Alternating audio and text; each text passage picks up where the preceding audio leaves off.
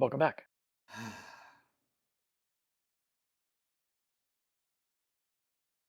Share screen. Pray that screen share does not break again. Okay. Good. OBS reconnected. All right. Yep.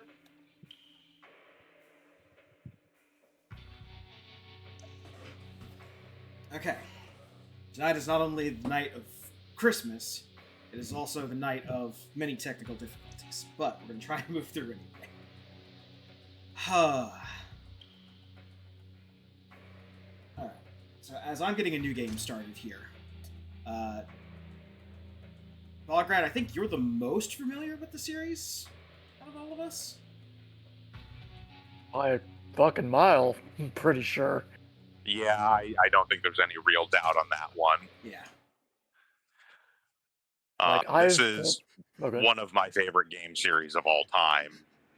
Possibly my favorite game series of all time, period.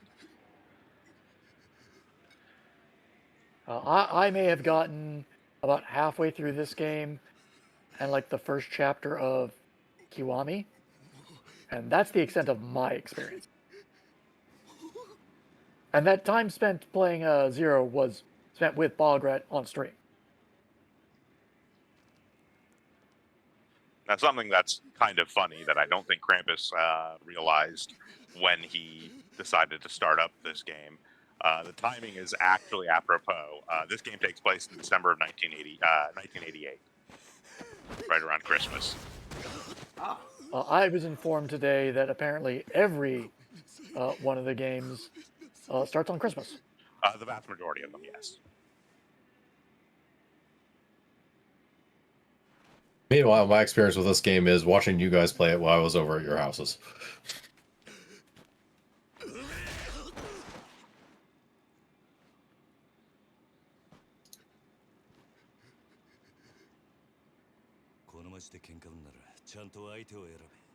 Yeah, I have been a fan of the series since the original PS2 release, which I still have my copy of over on a shelf here, as well as every other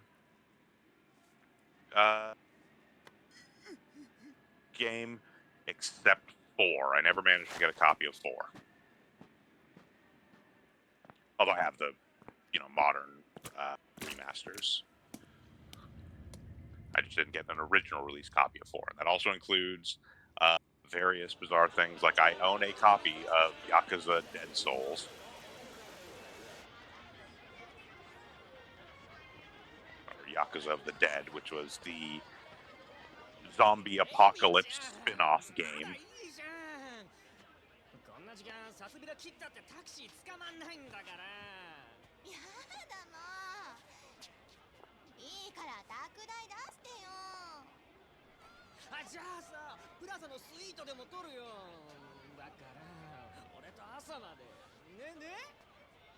A copy of Fist of the North Star Lost Paradise, which was the Fist of the North Star game made by the Yakuza team. That makes sense, actually. I played the 2 Samurai era Ryuga games back when they just had fan translations. And on HP's stream, when he was starting to play Yakuza 0, was talking about how they were never going to get, almost certainly never going to get translated versions. And about 2 weeks later is when they announced the remake of Yakuza, what ended up being Like a Dragon Kenzan, which was the second of the 2 games getting a remake with official English release.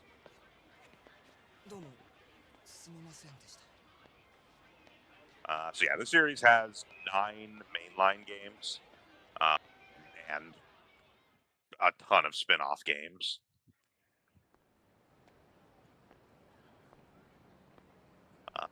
This particular one, Yakuza 0, actually didn't come out until very, very late in the series. The series was already well established by the time this came out, so despite this being the first game chronologically, it has a lot of stuff that did not show up until later games.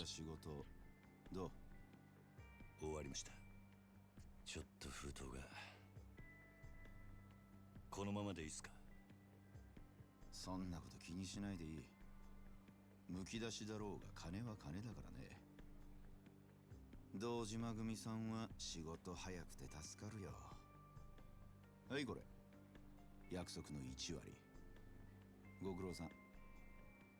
どうも。でこれは俺からの気持ちね。いや、それは取り班が常識のこのご時世、安い取り分でやってもらってんだ。普通なら本職の人にこんな安い額の取り立て頼めないからね。でも So guys, misremembering, Ishin was the one that got a remake and re-release, which was the second game. Kenzan was the first samurai game. ま、これは俺との初仕事を終えたご祝儀みたいなもんだ。はっ、とっとき。ありがとうございます。しかしバカに金貸しちまうと後が面倒でしょうがねえな。30万ポッチ捨てんのは簡単だが、回収しとかねえと商売としてのけじめがつかねえ。なあ。ええ、まあ。俺も長いことこの町で金貸しやってるからよくわかる。今の世の中、金の本当の価値が分かってるやつなんてほとんどいないしね。 Also, good lord, I just went to do a quick count just out of my own curiosity, and counting remakes, there have been 25 games in the Ryuga Gotoku series. 俺にはわかりません。Yeah, that actually sounds right. なあ、うちに来ねえか、兄ちゃん。君の腕っぷしなら I feel like I hear about one of these coming out every 6 months or so. もっと多くの金が稼げる。いい飯払い Not that frequent, actually. いい女を好きなだけ抱ける。それだけじゃない。金さえあれば不幸な人間 I know it's not, it just feels like it. ヤクザは下積みが長え。手っ取り早くのし上がるにはうちに来て稼ぐってのもいい選択だと思うんだが。3年前にその言葉を聞いてればそうしてたかもしれ The ない。 shortest release time gap between any mainline game 時間を巻き戻せない。 would have been way back at the very beginning between the first and second games, but that was like PS2 era, so dev times were not nearly as long as they are these days. 誰かを幸せにする Especially since if they were both on the same console, even they probably just used the same engine for the second one. Yep. 俺はヤクザになったことねえからわからねえ。ま、気が変わったらいつでも連絡してくれ。じゃあ。 As it stands now, we are getting the Kiwami 3 with Dark Ties expansion next year, めんどくせえ roughly a year after we got Like a Dragon Pirate Yakuza in Hawaii. However, that was, again, a spin-off game made using the same engine as Like a Dragon 8.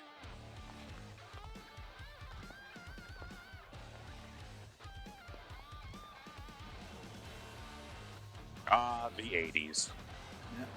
Yep. The Japan 80s. Yes. So for those of you that are maybe not as aware of Japanese economic situations, this game takes place directly before a huge economic bubble burst in Japan.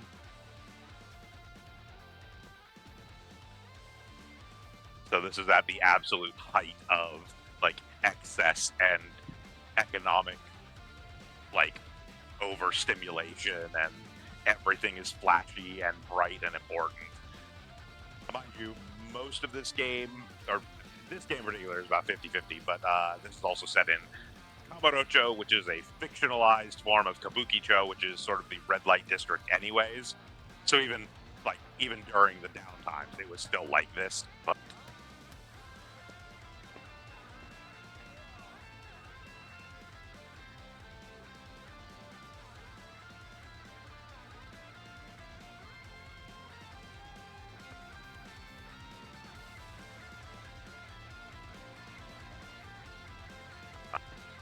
these games do a phenomenal job of pretty accurately recreating Kabukicho to the point where there's actually a challenge for fans of the series if they take a trip to Japan to go to Kabukicho and attempt to navigate just by memory alone. And they are frequently successful in making their way to certain landmarks.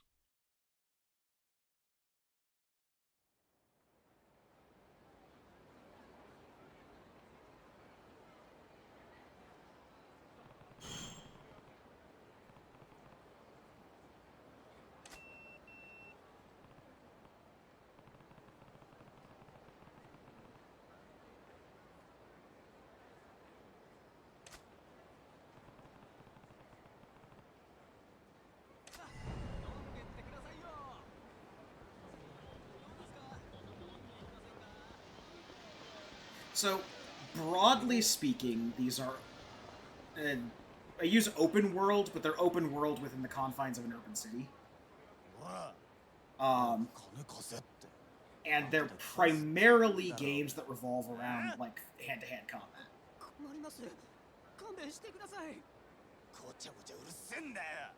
Most of the games Hand-to-hand, revolve around environment to face.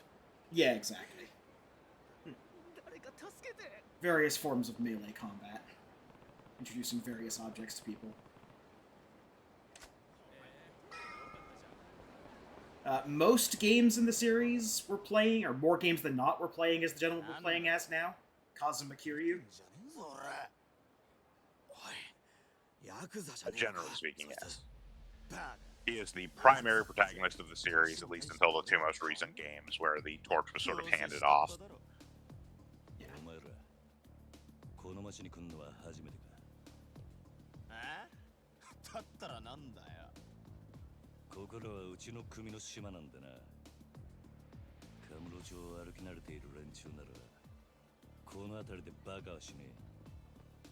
なんだと？ヤクザが偉そうに説教垂れてんじゃねえぞ。こら！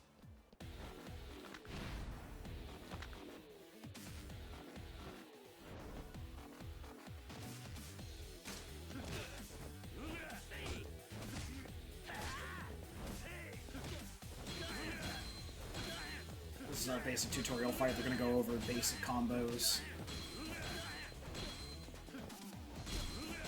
Get our mash X.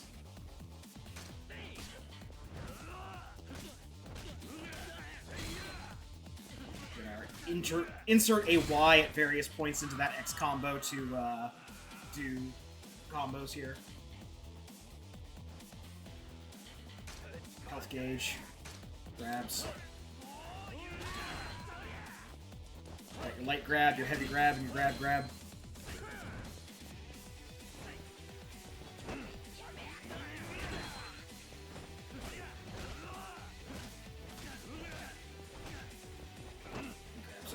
Give him a few knocks here. The combat's remarkably freeform and has a lot of nuance to it, but we're not going to unlock all that nuance until we get deeper into what will become our skill tree.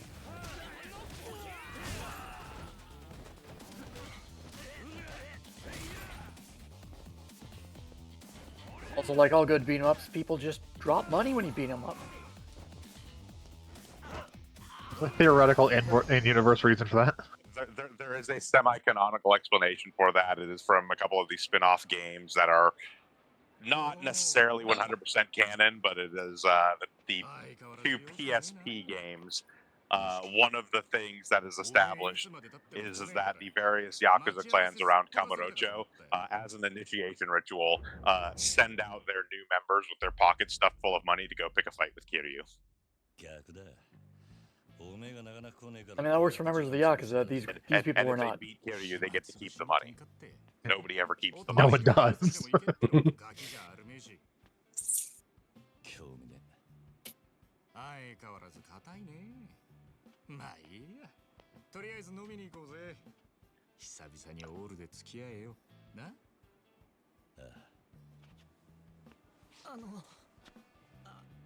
りがとうございましたはいやこの度はどうもお日柄もよく行くぞ錦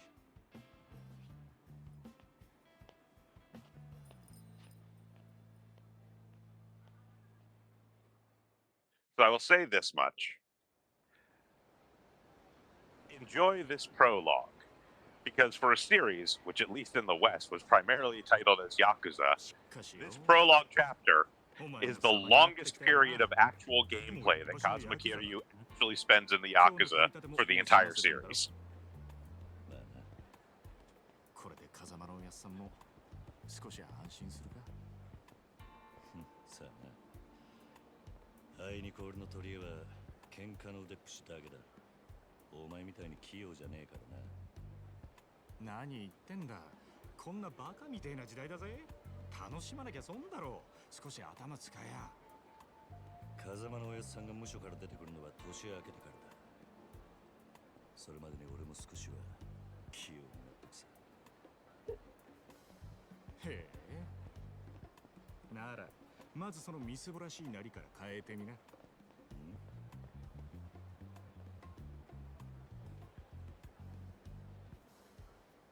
お前もたまには50万のスーツでも着てみろよ。そうすりゃ世の中の見え方もちった変わる。俺は服なんかどうでもいい。風間のおやつさんだっていつも地味な服着てんだろ。お前な、あの人は組の若頭、堂島組のナンバー2だぞ。あのレベルまで行きゃそれでも通用するがな。極道商売にある程度見えが必要なんだよ。お前が最近車買ったのもその見栄のためか。このこじゃれたライターも俺んだ。そろそろ返せよ。見栄張りてんならケチケチすんな。お前も本当は分かってんだろ。人は車のエンブレムと着ている服のブランド、そしてこの堂島組の大門を見て素直に言うことを聞く。ヤクザは見栄張ってなんぼだぜ。そんなもんか。そんなもんさ。仇の癖してアコギな商売するやつに借りた金で遊びまくるバカ。この町の連中に人の内面なんて見抜けやしねえ。奴らにとっちゃ外見が全てだ。わかった、もういい。それより飲みに行くんじゃなかったのか。おうおう、そうだったな。よし、たまにはピンク通りにでも行くか。あの辺りにいい店があるんだ。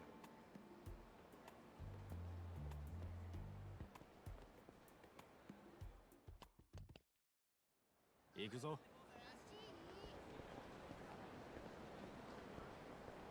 Hold right trigger. There we go. I knew there was something like that.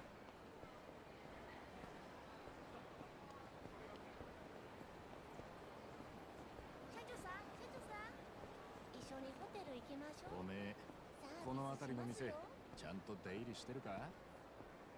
当たり外れも含めて何でも知っとかねえとな。金ケチって溜め込むのもいいけど、こういうご時世だ。金は使いようで売買にもなる。で、その手の情報をつかむにゃ街で遊んでアンテナ張らねえとな。この街でしのぐってのはそういうことさ。可愛い女子大生の緑と言われついていったらバーバーばっかり。5000円ポッキリのはずがぼったくられる。そういうのも全部勉強だと思えばいい。つうか、そう思わねえとやってられねえだろう。なんだよ。今のは物の例えであって、別に俺が実際に体験したってわけじゃ。まあとにかく今日は俺のおごりだ。おめえもたまには楽しめ。いいな。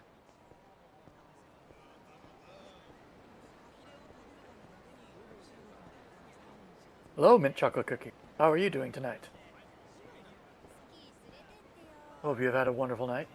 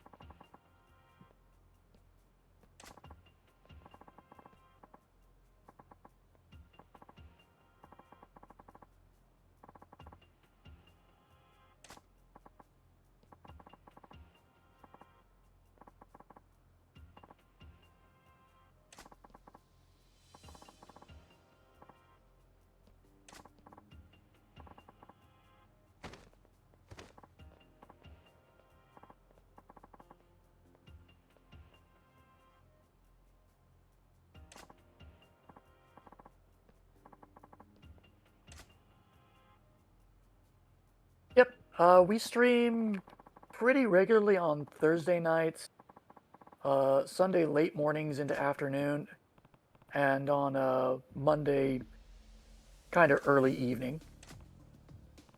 We do kind of a variety, usually dependent on the night determines what we stream. Mondays we're very much Pokemon related. Thursdays we bounce back and forth between a few members, determining which games they want to play. Yakuza 0 will be one for a while. And then on Sunday in the mornings we do currently a retrospective on different role-playing books. Right now we're going through Dungeons & Dragons 4.0.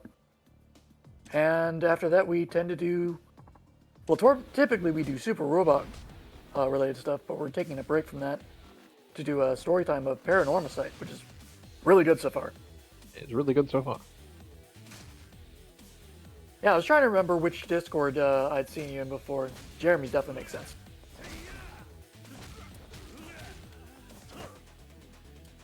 So you could just...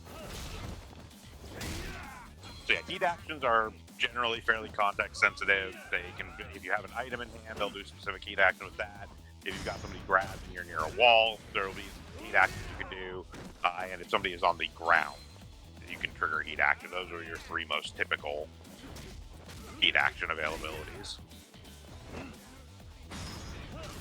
Heat actions are not guaranteed insta kills. For most fights they are, but obviously there are, stronger boss level enemies, and that's not really the case.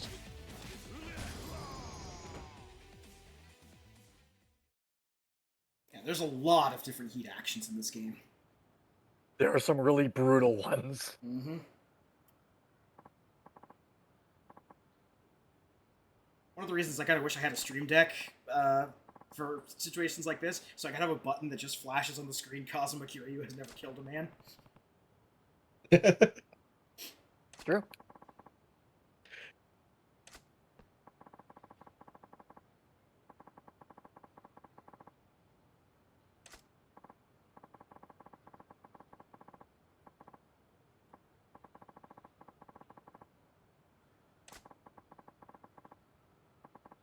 Looked away for a second, so I don't know if you actually got it in that fight, but there was a salt shaker on the ground that has a particularly awful heat action.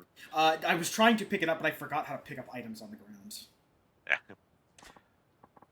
The salt shaker one is chances. brutal, and we will be showing it off, even if I have to buy a salt shaker and use it in combat. Because that's just terrible.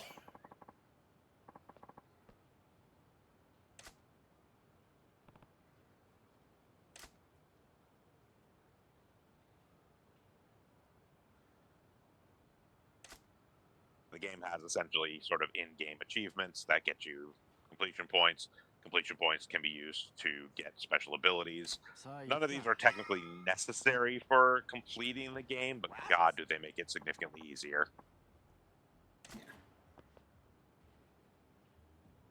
There is also no shortage of side activities in this game. There is not, which is honestly one of the reasons I've kind of bounced off it, because I know how I am with completion. And I've seen the tasks, and it's like, I can't do it. Here's the thing. This is a game I heavily recommend to people that are completionist obsessed, because it will break you of that. Yeah.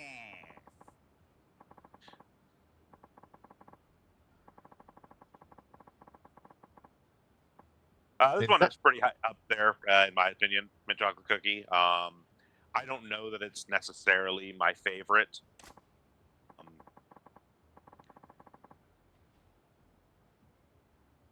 Story-wise, I like this one a lot more than most of the others, but some of the side game, like mini-game stuff in this, I don't think is as good as some of the other ones.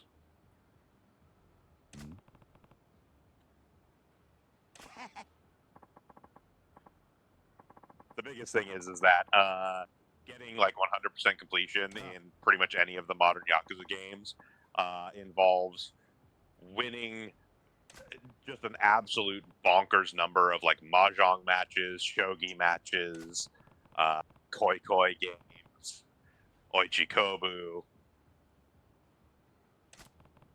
Yeah, I will let you know right now, we are not going to be 100%ing this game, but I am going to be trying to do as many of the side stories as possible. Hey. Yeah, side stories are always worthwhile, and as far as the actual side activities, I'll be probably heavily encouraging Krampus to do a lot of those off stream just for grinding, because they do kind of help progress the game and make the actual main game easier. That's honestly what they're kind of there for, especially in this game. Other games in the series, your abilities can increase from various different things. This game, it is literally grinding up money and injecting it into Kiryu's veins to make his abilities more powerful. And the easiest way to get money is to engage in all the ridiculous side game stuff. Yeah.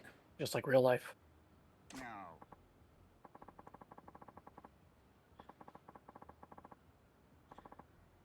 Yes, that is what Bacchus here is. By the way, this guy is named Bacchus. That's what Bacchus is explaining about, is quote unquote investing in yourself. So this unlocks our big wheel of upgrades, or one of the big wheels of upgrades that we have access to.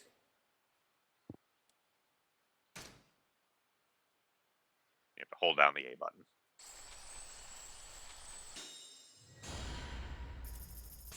Ability.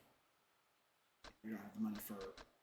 So you may notice they very rapidly get more expensive as you go out the rings. Yeah. Next level is 2 million per. Next level is 30 million per. Next level is 100 million per. And there are 2 levels beyond that we can't even look at. Or sorry, no. 400 million and 1 billion. Yeah. You'll also notice there are certain spots on here with an M and a lock emblem. Those are specific ones. In order to access those, you have to train under the master of a given style. Just to let you know, at least on my end, you're a little bit quiet compared to everybody else. All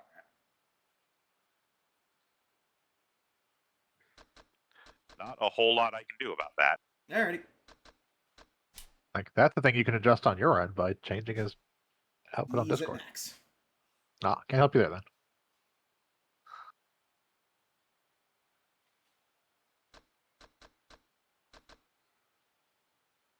Yeah, my input volume is also maxed in Discord, so.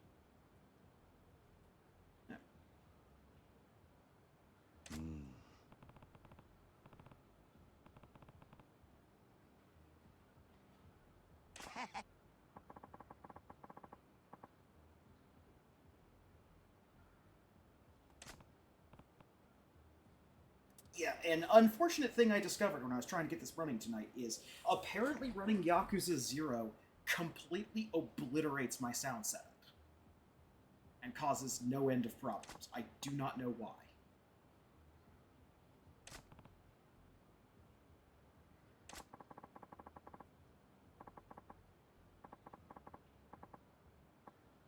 Or do I sound quiet to anyone else and or on the stream? You sound as quiet as you normally do. Yeah, you sound like everyone else to me, but that doesn't affect how you sound on the stream, though. 1 second. Sorry, let me rephrase that. It sounds like you're a little bit further away from your mic than when we're doing something like Stardew. The fact that once everybody else started talking, everybody else is as quiet and the game is half as quiet, I'm probably going to have to go and mess with some audio stuff here. So I probably have to really heavily redo my audio setup for this game. Go ahead and say something about it. Check. Volume check.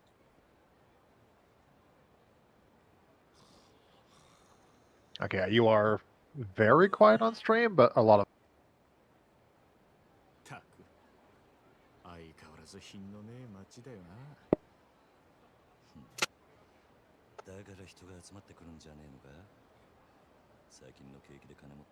I must say it's rare for you to be the one who's not getting picked up by Mike. そいつらが酒やら女やら欲しがって集まる場所なんだ。この彼女って街は。なんだ。不器 Yeah, 用 I な mean, り I の道を分か know ってんじゃねえ what to tell you. 見直したか。錦山くん。よなんだあいつら。現役女子大生ホステスのまどかちゃんとゆいちゃんだ。あねえ、ポケベル鳴らしてるんだから電話してよ。今度いつお店来てくれるの？今日後で顔出すよ。本当に？なんだよ、俺の言うこと疑ってる？信じたいけどな。そんなこと言うなよ。ほ How's ら that? お小遣いだ。 Nope, that's worse. やったー、信じてるよ。女ってのは器用なもんだね。ありがとう。じゃあまた後でね。待ってるよ、錦山くん。いつの間にか大した顔じゃねえか、錦。お前さ、俺があの女たちにまんまと小遣いせびられたと思ったろ。けどそうじゃねえ。女とつながっとくことが大事なんだ。いいか、組の上にいる兄貴たちは基本的に女にモテない。あの人たちは見るからにヤクザでございますって格好してるからな。それがなんだ。だから兄貴たちと飲むときいろんな女連れてくと、それだけで小遣いくれるし、俺の組での覚えもめでたくなる。どうせ極道やるならどんな手使ってものし上がらなきゃ意味がねえ。違うか？なるほど。そうかもしんねえな。さあ、店はここだ。今夜はとことん付き合ってもらうからな。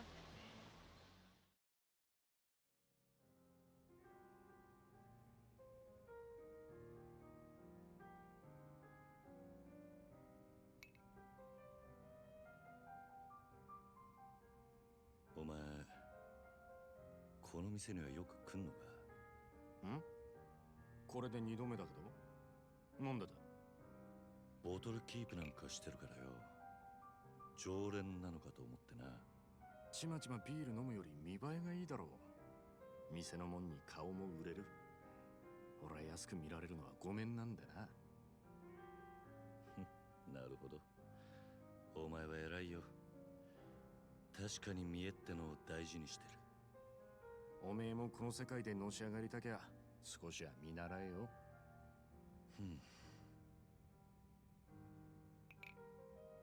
つってもおめえはそういうタイプじゃねえってことか。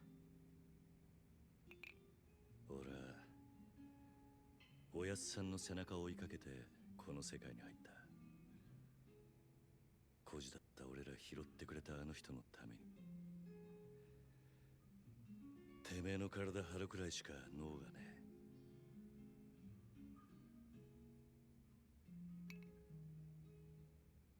え。いや、もしかしたらおめえは今のままでいいのかもな。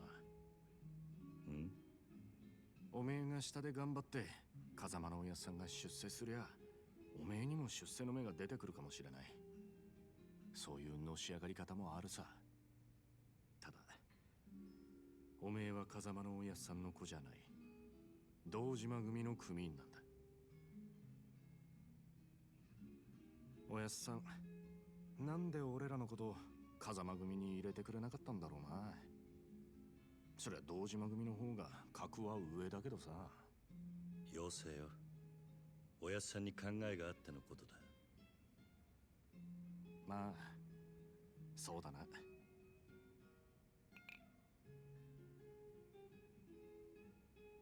よし、真面目な話はもうやめだ。カラオケでもしてパーッと騒ごうぜなあ。わかった。今日はとことん付き合うぜ。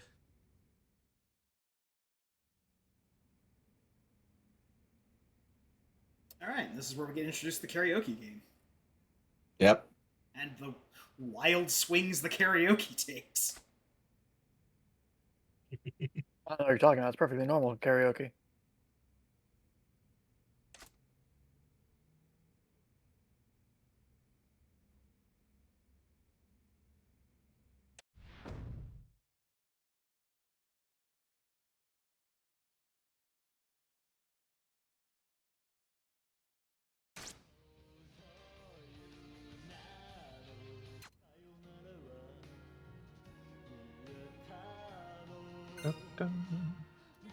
Bakamita.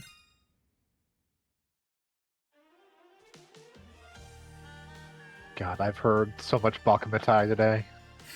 Oh, Listen, just because Silva Gunner released an entire album of nothing but variations Exactly because of that. Bakamitai, including the greatest variation, Serpent Eater. Yeah, Serpent Eater, the Snow Snow Halation Halation one. Bakamitai was great.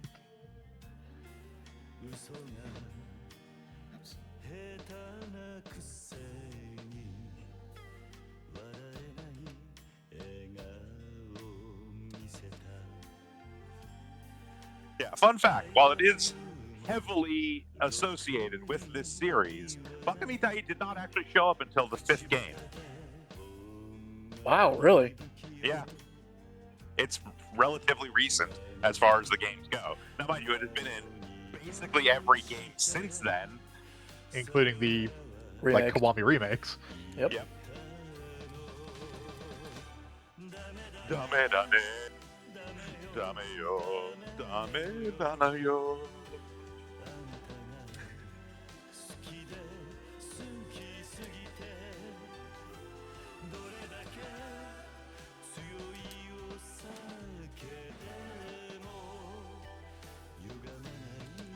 And every single instance of Bakamitai has a different photo associated with it that the character singing is staring at.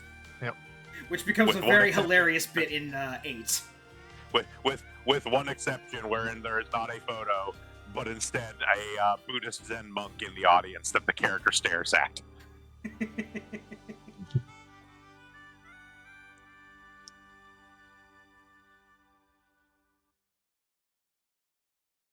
I had to do Bakamitai as the first one.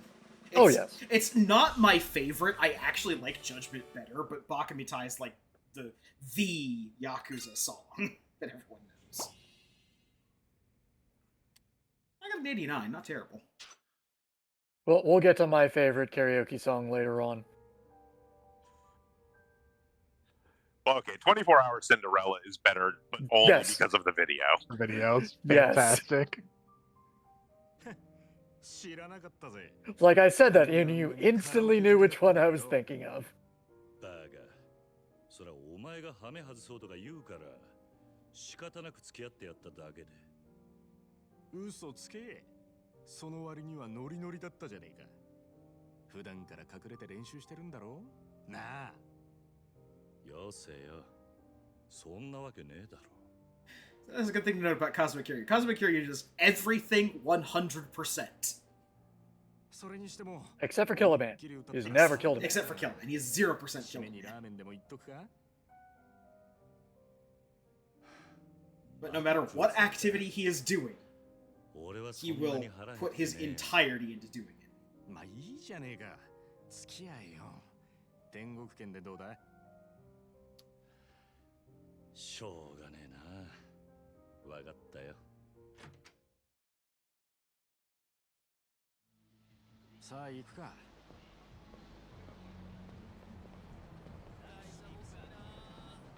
前から思ってたけどよ。おめえいい声してるよな。 Speaking of games I have streamed before, I picked up on Switch Dragon Quest XI because it's the definitive edition that has all of the extra stuff, including the good OST, which when we played before had only the very cheaply produced version of it because that composer. That is something I'm looking forward to doing at some point. そうなんか。ああ。帰ったらチェックしてみろよ。案外ハマって俺より詳しくなるかもな。さあな。そのうち俺ら二人、8匹でコンサート行ってたりして。お互い想像したくねえ姿だ。だな。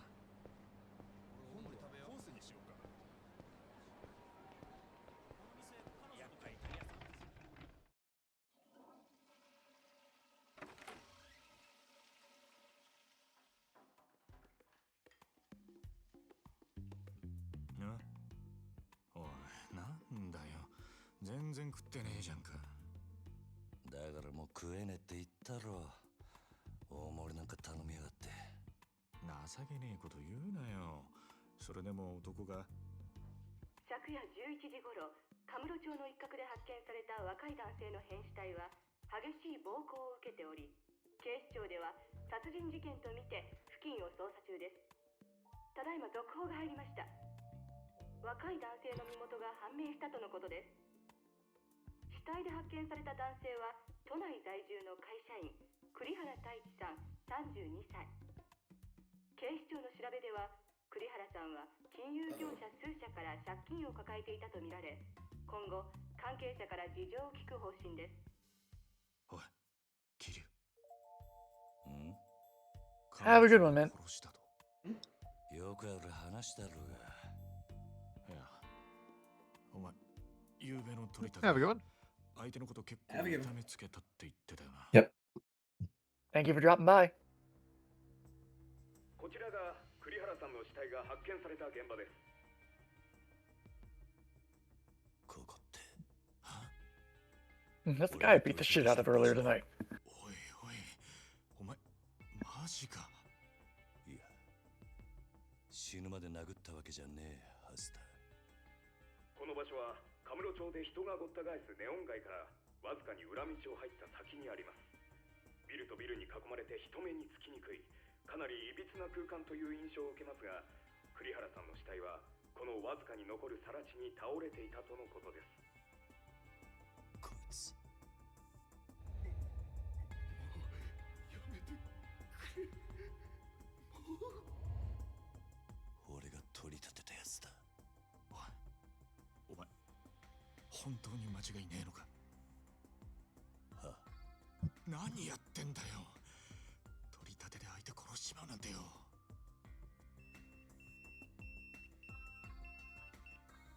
誰からだ。組か。ああ、早速呼び出した。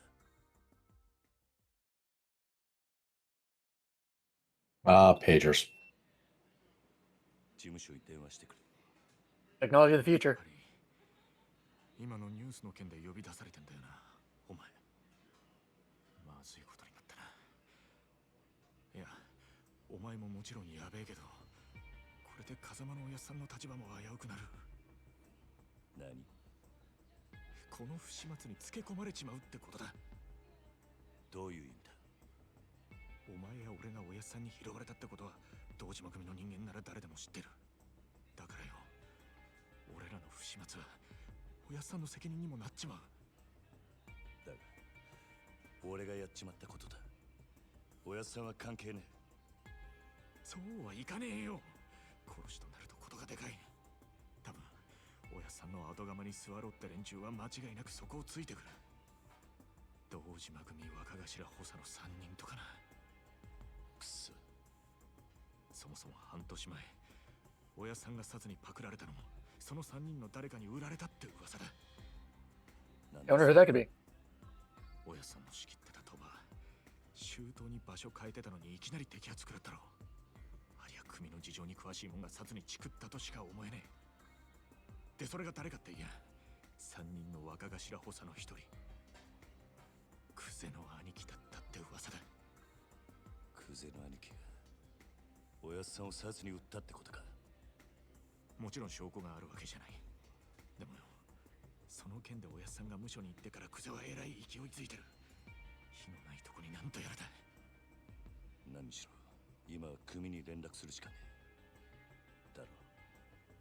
そうか、そうだな。分かった。俺はとりあえず知恵貸してくれる人を探してみる。すまね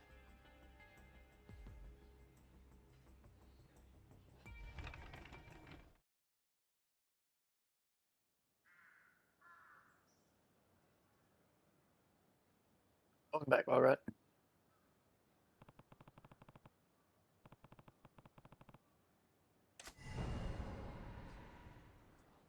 Find a payphone. Seek a way out. Wait. We found a payphone. Yeah, this early part of the game is fairly heavily railroaded.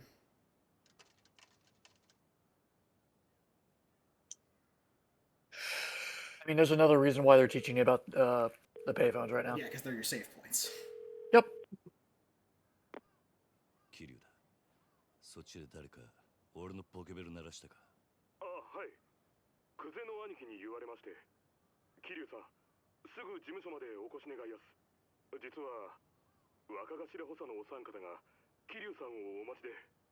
そうか、わかった。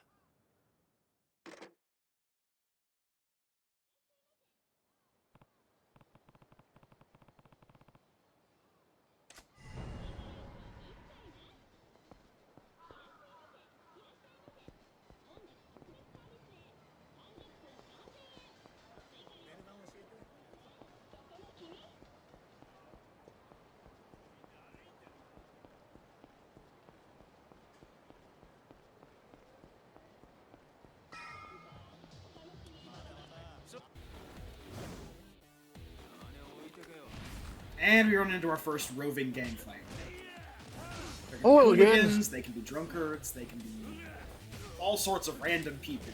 They will all want to pick a fight with us for Vegans. Oh! Sorry, I had to hold on a second for that, because I wasn't remembering which one that was. Edge Japan, it was a lot of this place back in the 80s. Roving street gangs that just want to beat up randomly well-dressed people.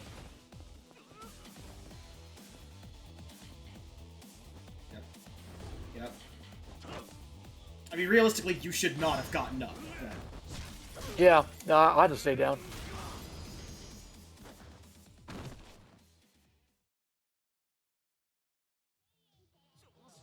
Alright.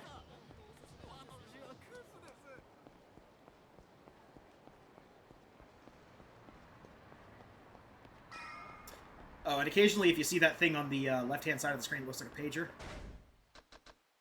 we can go read our pager. Yep. Those are numbers. Yep. Okay. Including the number X.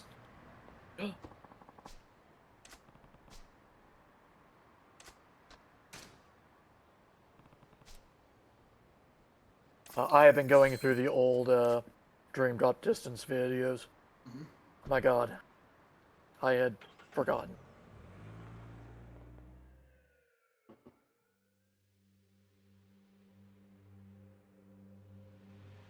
We're on what now? How bad some of the Kingdom Hearts stuff was.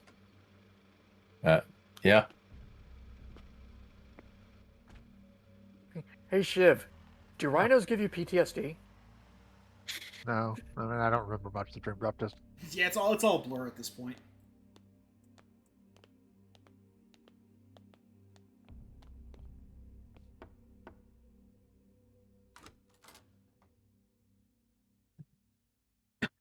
Honestly, if it's not Kingdom Hearts lore related, I don't remember much of Kingdom Hearts. That's fair.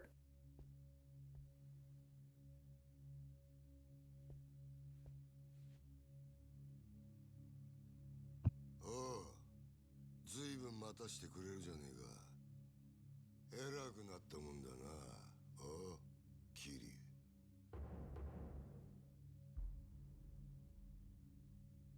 Patriarch of the shit-stained family. 久世の兄貴。こんな昼間から東島組の幹部がガン首揃えてお前を呼び出してあるよ。わかるよな。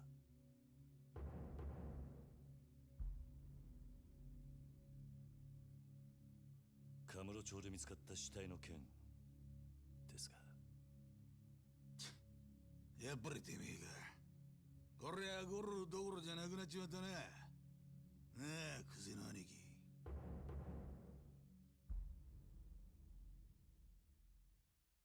お前に取り立てを頼んだ金貸しから組に連絡があってな。金貸し？東郷クレジットの社長だ。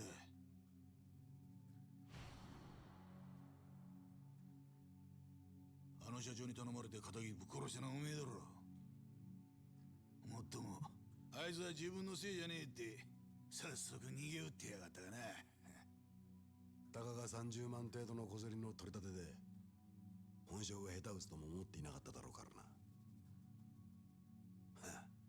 ちんけな金貸しとはいえ同情するぜ。まあそんなことはどうでもいい。理由がどうあれ仇をやっちまったっつうことはどう幕を引くかだが。ちょっと待ってください。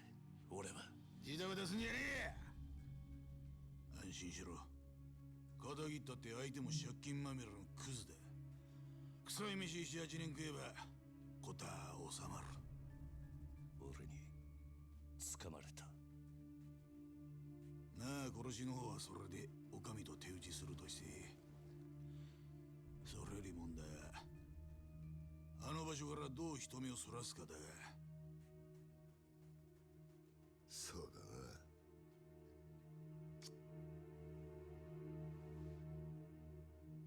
面倒なことをしてくれたもんだ。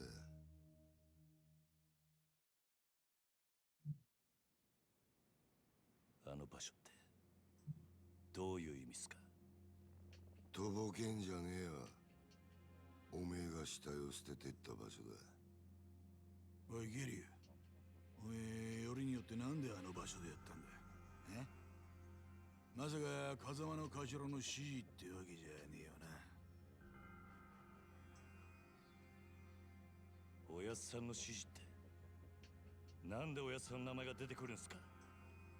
聞かれたことだけに答え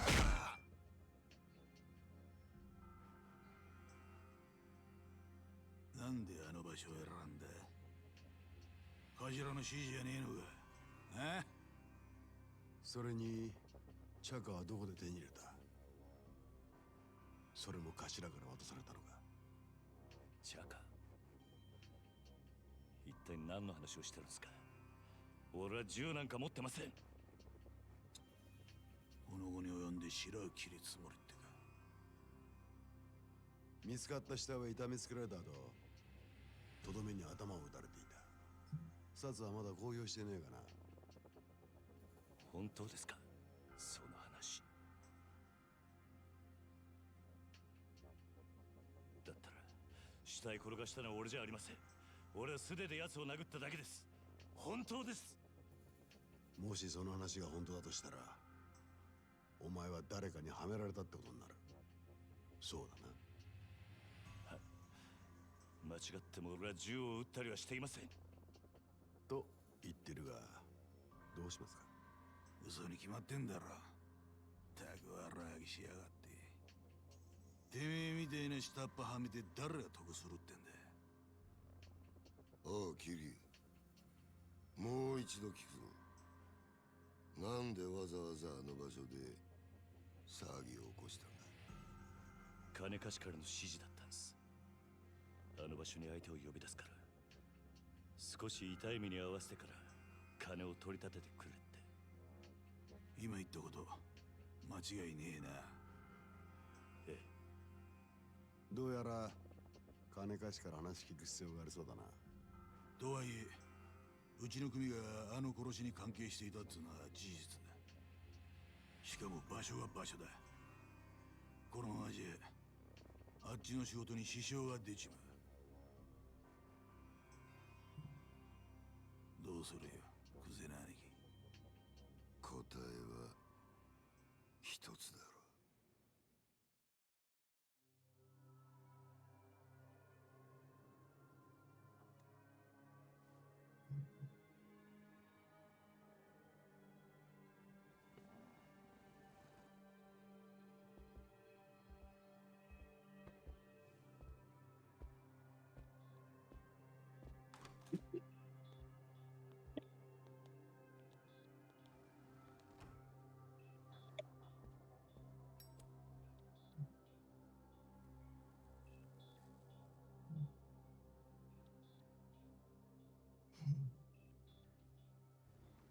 何が何だかわかんねえって面だな。ええ。例の死体が見つかったあの場所はな、あそこは通称空の一坪って厄介な土地なんだよ。お前ら下っ端は知らねえかもしれねえけどな、堂島組長から俺ら頭補佐の3人に命令が出てたんだ。どんな手使ってもその空の一粒を手に入れろとな。腹の一坪。針の穴ほどの隙間もない繁華街に偶然できた一坪の空き地だ。それを親父が欲しがってる。親が欲しがるものを差し出す。それが子分の義務ってわけだ。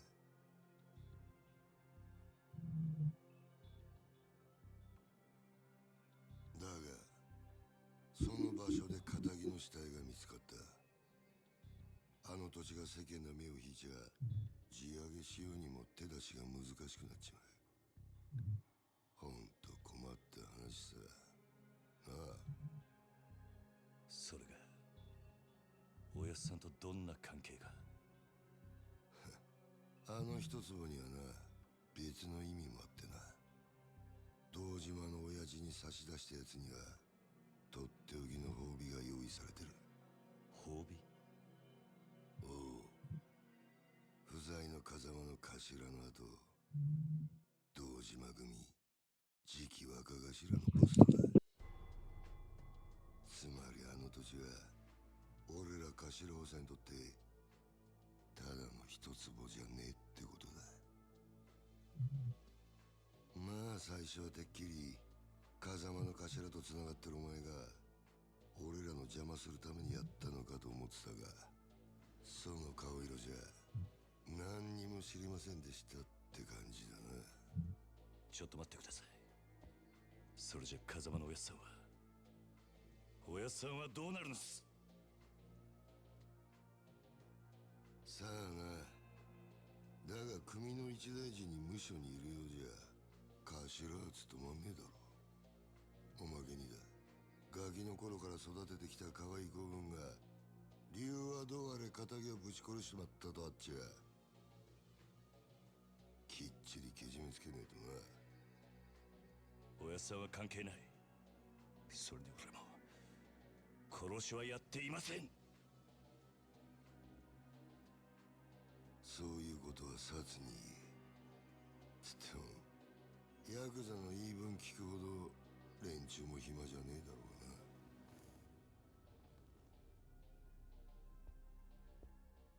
サツには今日中に実しろよ。それと縁故詰めとけや。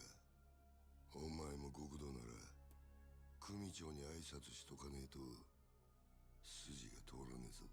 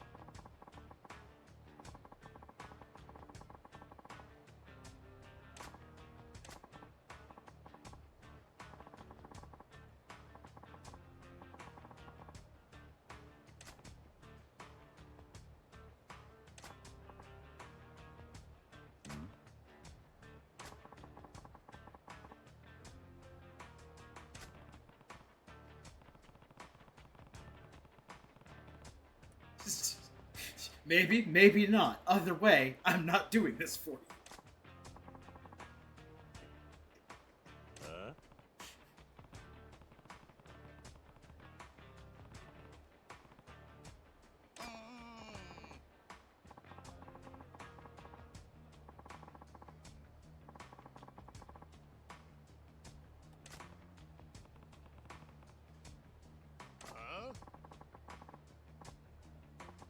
They're not whispering. They're standing like 6 feet apart. Yeah, I was about to say, we're almost 10 feet apart, sir. This is not whispering.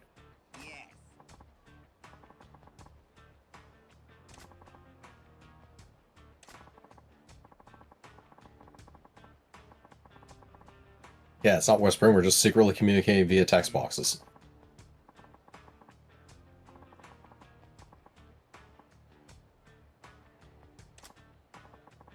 Look, if you don't know how to communicate in text boxes, that's your problem.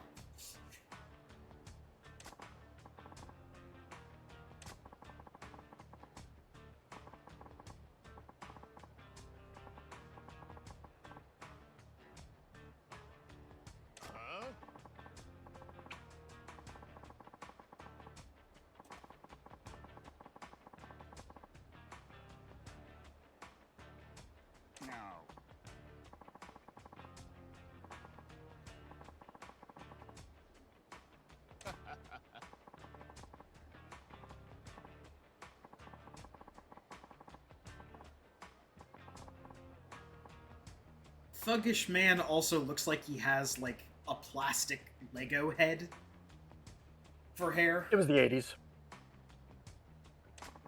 There's a lot of product in that hair. It's very flammable.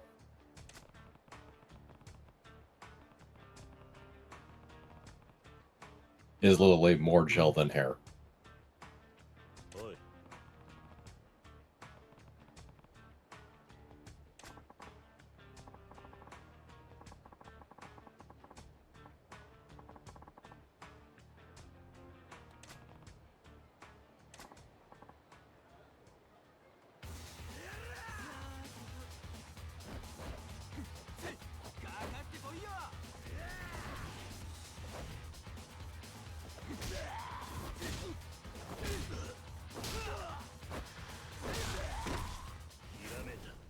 That's rad. Such a great gif. So, yeah, this is how we unlock new fighting styles, as we watch other people beat the shit out of, other people. All acquaintances of Bacchus, if I remember correctly. I believe so, yes.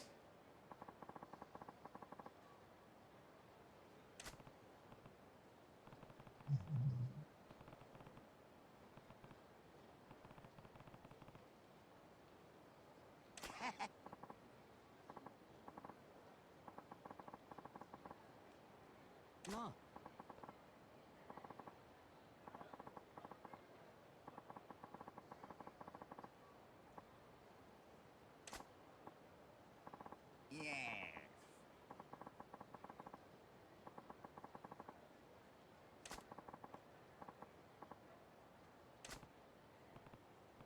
そうだな。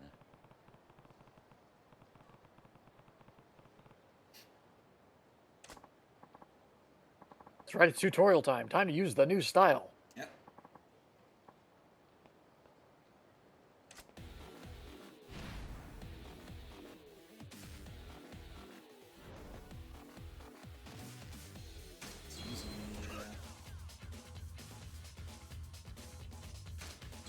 So the big thing about Rush style is it's very fast, as the name implies. It's focused mostly on boxing.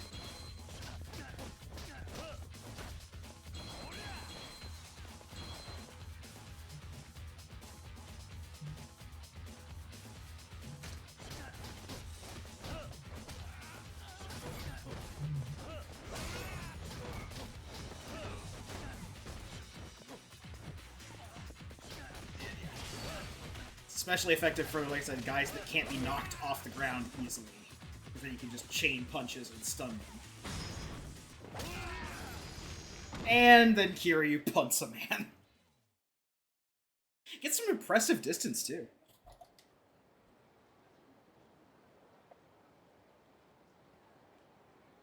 I'd say he knows what he did, but after that kick to the head, I don't think he knows anything anymore.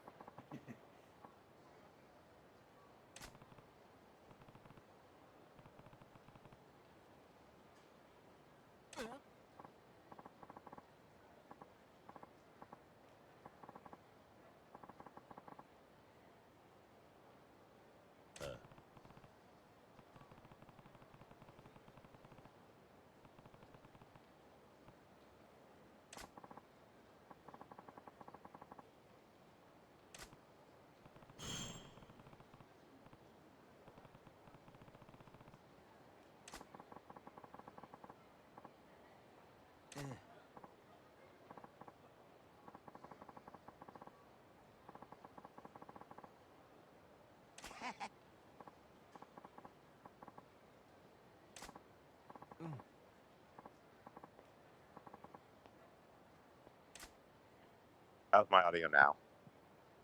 Sounds a lot pretty better. good, actually. It's a lot more consistent.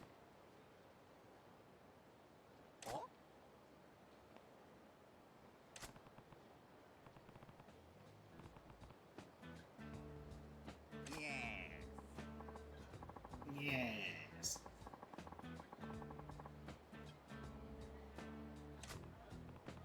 There are some amazing voice lines in this game.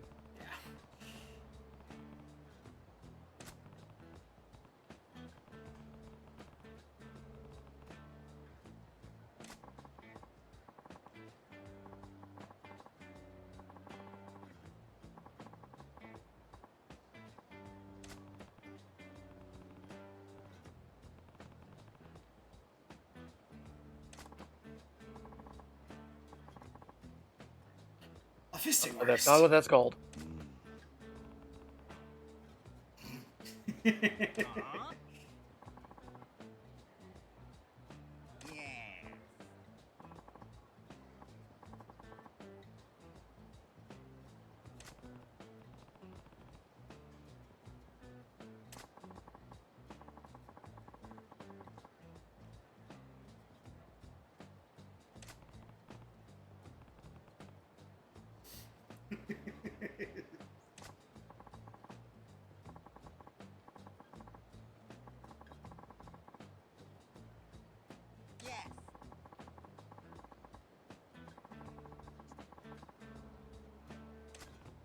So remember those masters we were talking about you had to learn from? I believe this Mochi guy's is the first one. Yeah.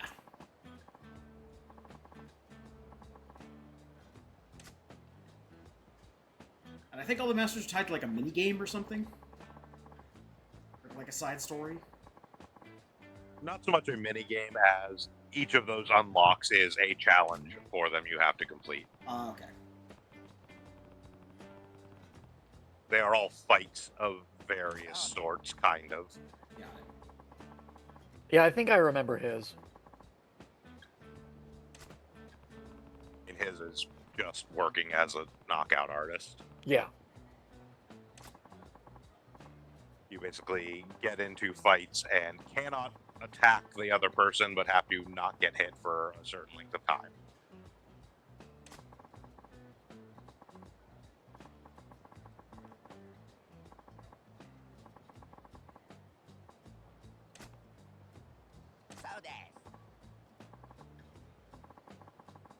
Badass.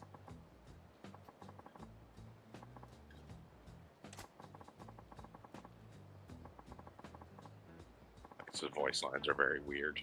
Mm-hmm.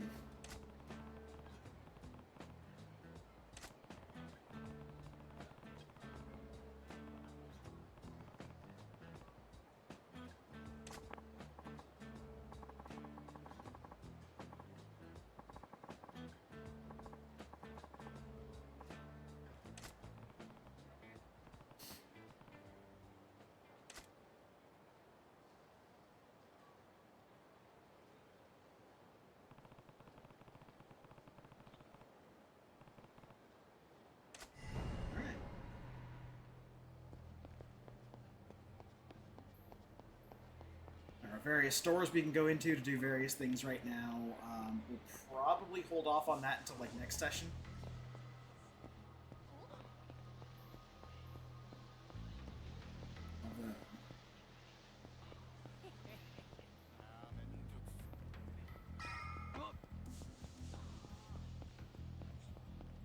stop here.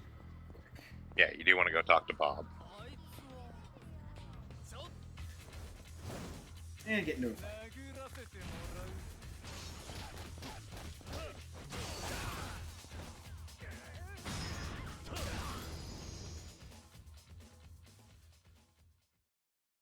A very brief fight.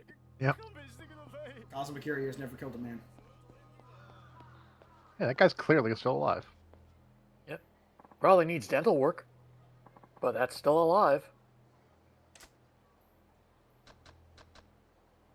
Yeah, so I purchased this pre-order, so I got a couple of extra things here.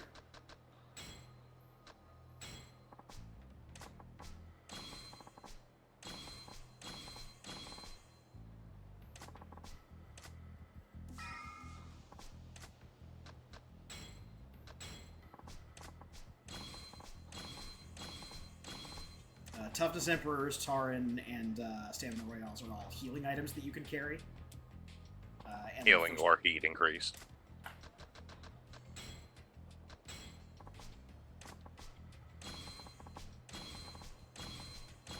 These are all exclusively things for slot car racing.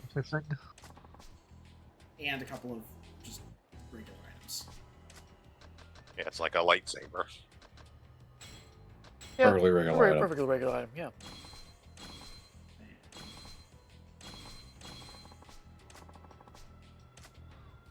Are you suggesting that you don't carry a lightsaber with you?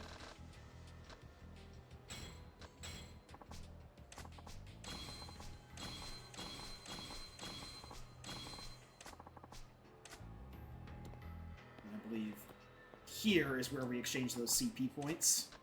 Correct. For various bonuses and stuff.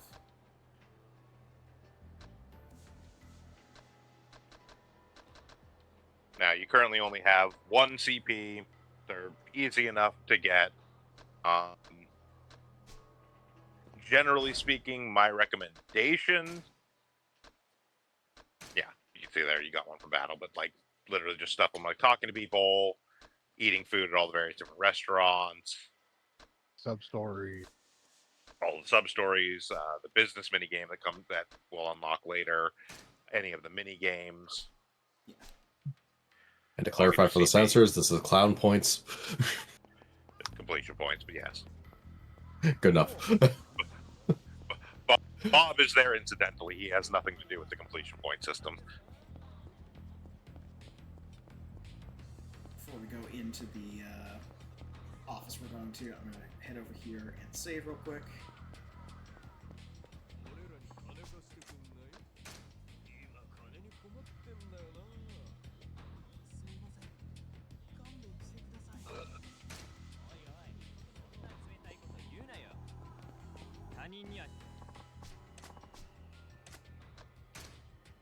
And there are some fights you'll get the option of intervening in.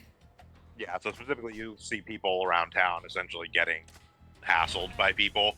If you go into those fights, you interact, you can choose to start the fight, and when you win the fight, the person you save will give you usually a item you can sell for money.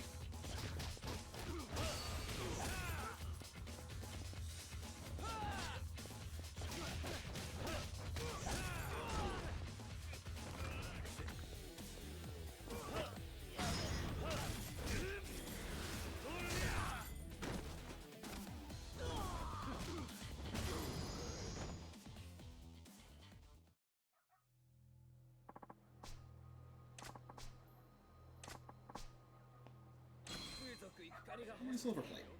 The plates, I believe, are just solely for selling. You take them to Ebisu Pond and can sell them for money.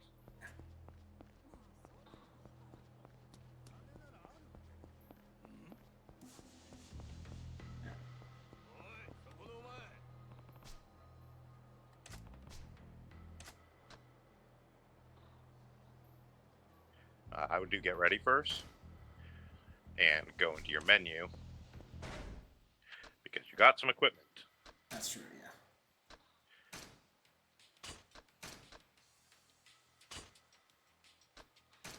No reason not to equip these.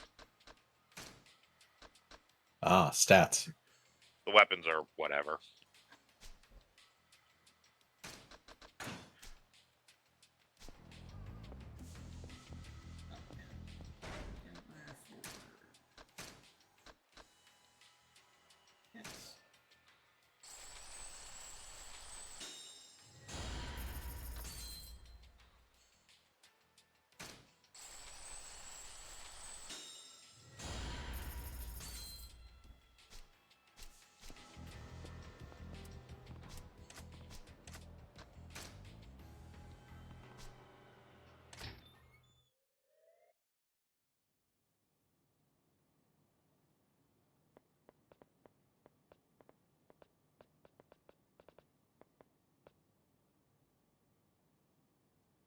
くんのは宣告承知ってわけか。堂島組の桐生一馬だ。東国クレジットの社長に俺をはめた礼を言いに来た。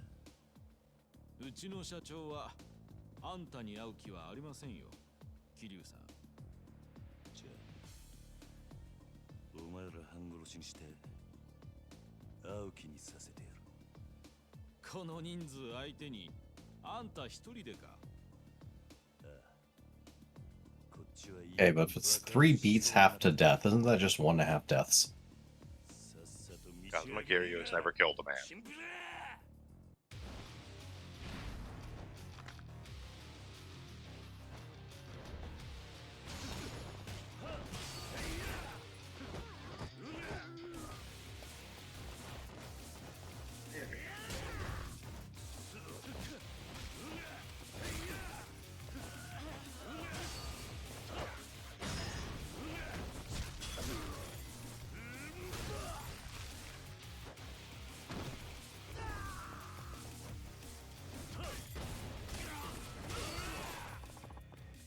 The bench rests.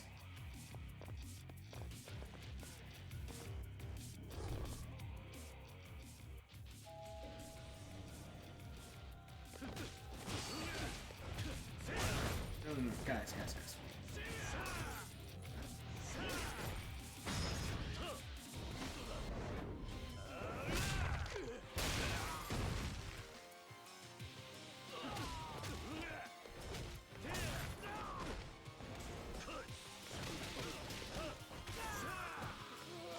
So another quirk of the rush style is the more heat gauge you have, the faster your combos are. That's technically true of the other styles as well. It's just most noticeable in Rush. That's true, yeah. 信じられねえ。まさかここまでたどり着くかよ。あとはあんただけだ、社長。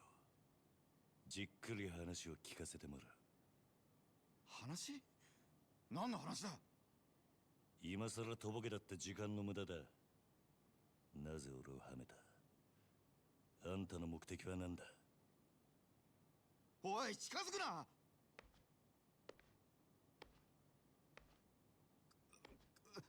わかった。全部話す。だからちょっと待ってくれ。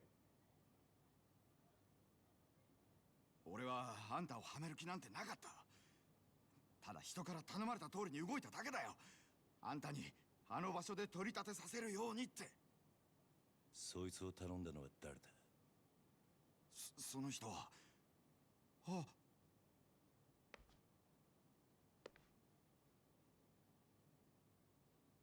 クゼの兄貴。まさかあんたが俺を。何の話だねえ社長さん。桐生、お前何やってんだ？あ？殺に実するように言ったはずだろう。寝ぼけたことやってんじゃねえぞ。あ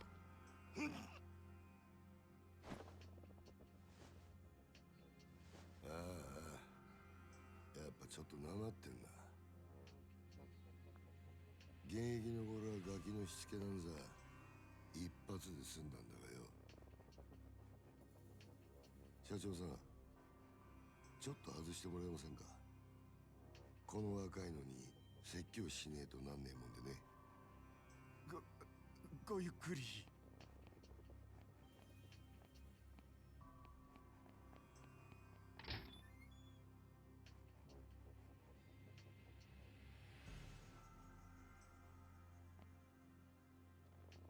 俺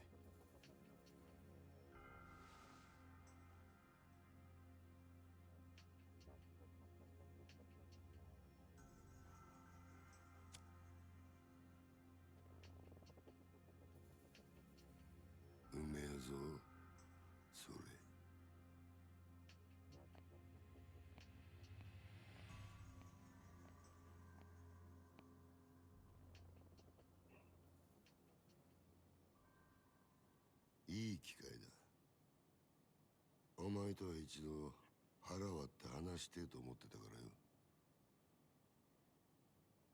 おめえと錦山孤児なんだってな。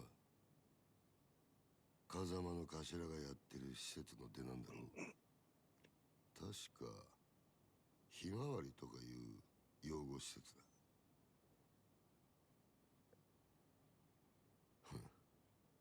極道なんてまともに育ったやつの方が少ねえ。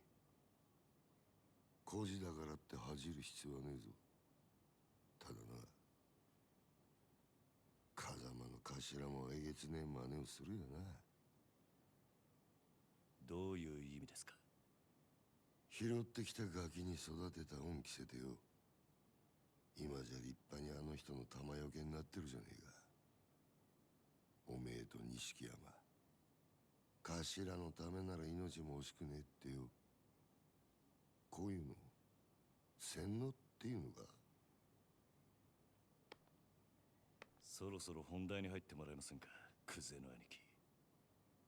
あんたの話はさっぱり先が見えね桐生、お前風間の頭をスパイしろ。何？殻の一粒の話はしたな。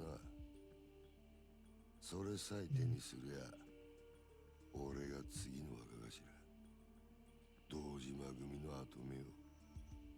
だがそのために必要なあの土地のある情報ってやつを檻の中の頭が握ってやがる。ある情報？ああ、お前そいつを頭から探り出せ。うまくやりゃ組手の将来を俺が約束してやる。あの人まさかお前に裏切られるとは思ってねえからな。構成員25000の登場会、その直系堂島組でのし上がったとなるや大した出世だ。それに例の殺しの真犯人も渡してやる。やっぱりあんたが俺をはめたんだな。さあな。ただこの話を蹴りゃおめえは確実に無所行きだ。俺につくか、もう先のねえ風間につくか、好きな方選べ。だが返事は今だ。この場でしろ。クゼな兄貴。なんだ。あんたは賢いつもりで立ち回ってるんだろうが、全然器じゃねえよ。何？俺のこともおやっさんのことも。あんたは何も分かっちゃいねえ。ガキがこの俺を敵に回すのか。本当にその覚悟があんだろうな。覚悟ならありますよ。それが極道ってもんでしょうが。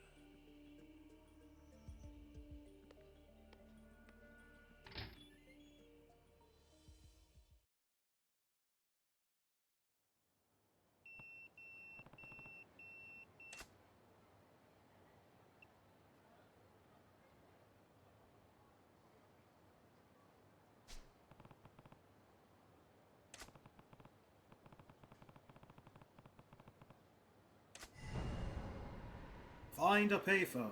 Again.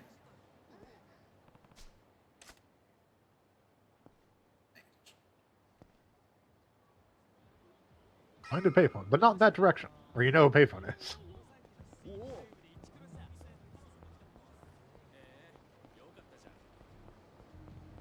Find a very specific payphone.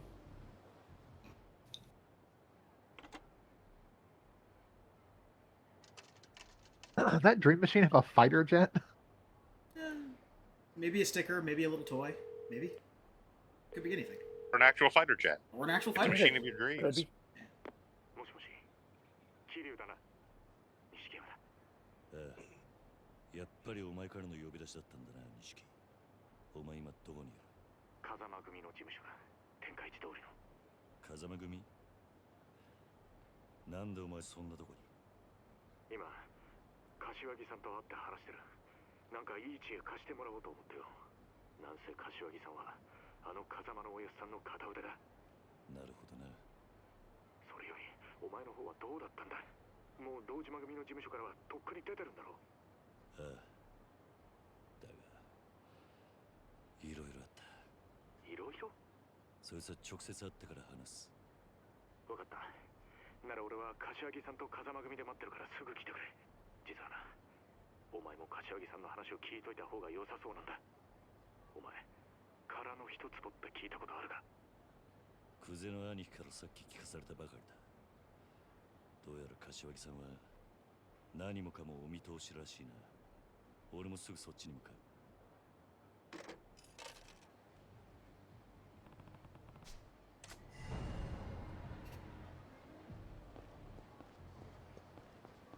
I think so. This is the first time we really get an open area. But I don't think there's any of the side quest stuff open yet. There's just various shops we can go to. There's various side activities we can do. We can go to the batting center, bowling alley, things like that. And there's the pawn shop that we were talking about. I should head down there first anyways, yeah. Yeah.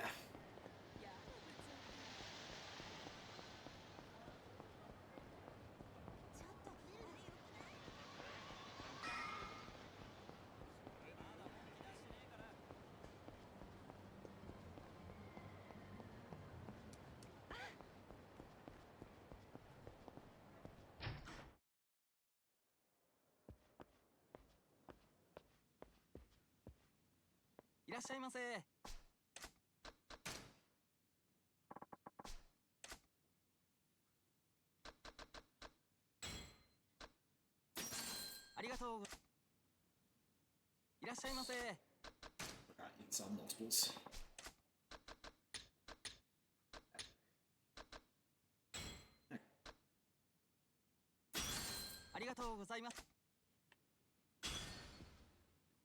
A pile of money. A pile of money. I'm immediately going to put into abilities. Before you do that, you should see what Pawn Shop has for sale, because it does have some items that make a lot of the mini games much easier. Let's see, 20 million yen, about $200,000 in 80s money. You could literally buy a house. Let's see, so there's the fishing pole. These are one of the things we That look is- at. And the Killer Bee, which is the slot car.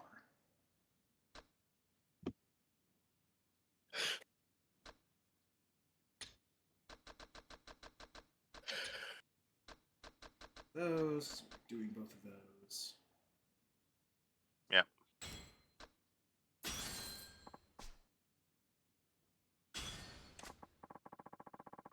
You got a book?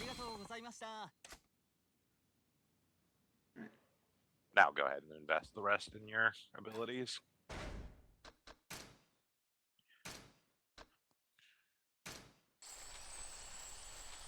Flying kick. Because every great protagonist has a flying missile drop kick.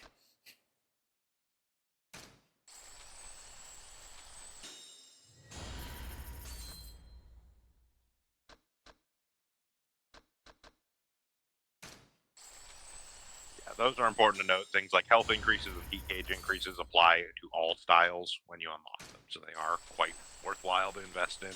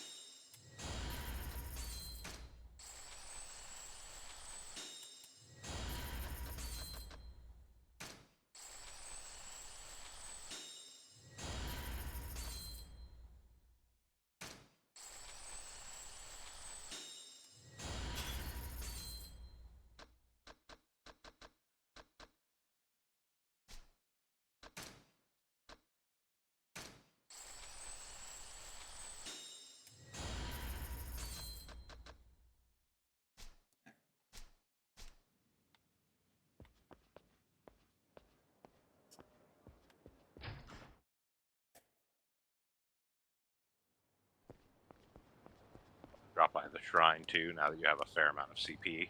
That's true, yes. You just passed it. It has a shopping cart icon on it now. It's just to the north of you. Oh, yeah, this guy.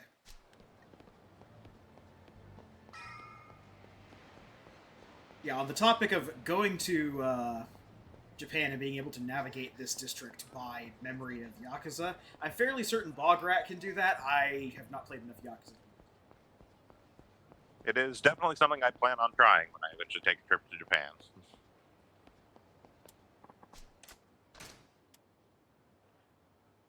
What? Yeah, we now have 8. Money Magnet is definitely a good one. And I would recommend picking up the first. Gotta go fast. Yep.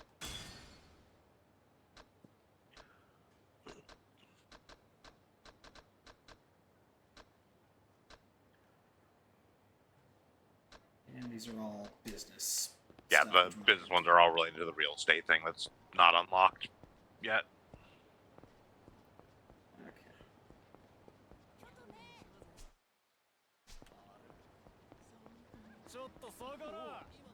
Hello.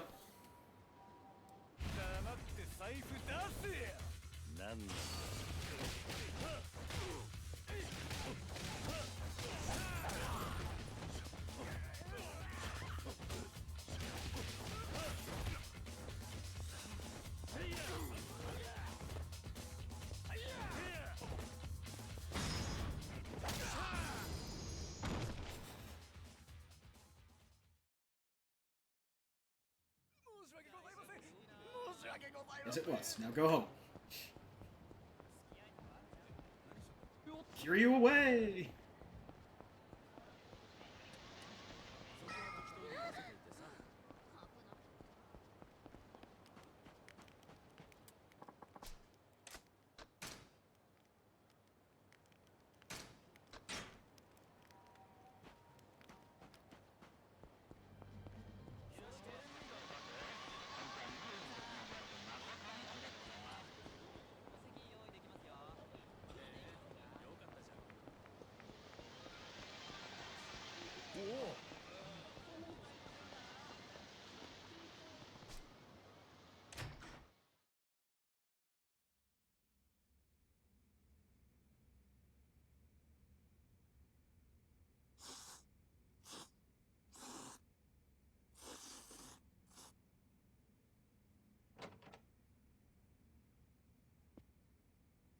よう、桐生。早かったな。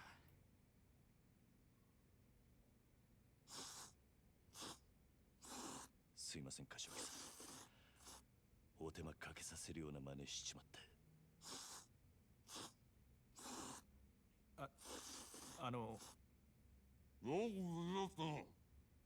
はい。よく無事だったな。お前が本家から呼び出されたってとこまでは錦山から聞いてる。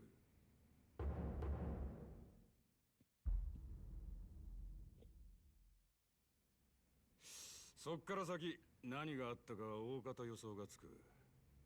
久世のおじきあたりが風間を裏切れとでも言ってきたんじゃねえか。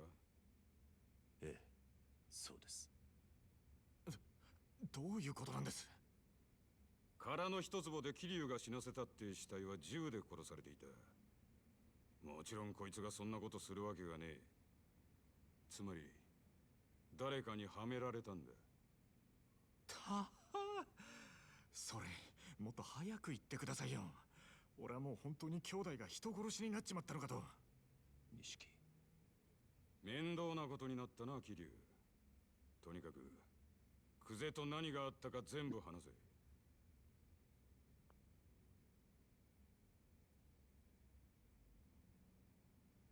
なるほど。つまり若頭補佐の三人衆が頭の座を争っているってわけだ。風間の親父がいないのをいいことにな。冗談じゃねえ。親さん以外に堂島の頭が務まるかよ。落ち着け錦山。それより久世の話に出た殻の一坪だ。お前らが知ってるのはほんの触りだけだな。柏木さんは詳しくご存知なんすか？ああ、まず今カムロ町のある一帯に大規模な再開発計画があってな。堂島組の例の若頭補佐3人が食い争うように地上げをしてる。それなら聞いてます。権利者バラバラの土地に根こそぎ買い漁ってるって。そいつをまとめ上げてでかく転売する腹でしょ。そうだ。だがその中にどうやっても手に入れられねえたった一坪ばかりの更地があんだよ。それが殻の一坪。ああ、そいつは最近になって一帯の地上げが8割方終わろうって時に見つかった土地でな。厄介なもんで再開発用地のど真ん中にある。そこが手に入らん限りいくら周りの土地まとめても売り物にならねえ。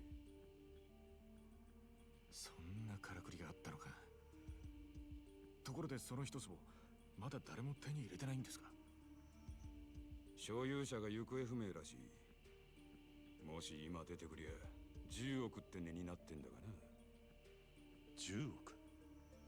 たった一坪の土地が？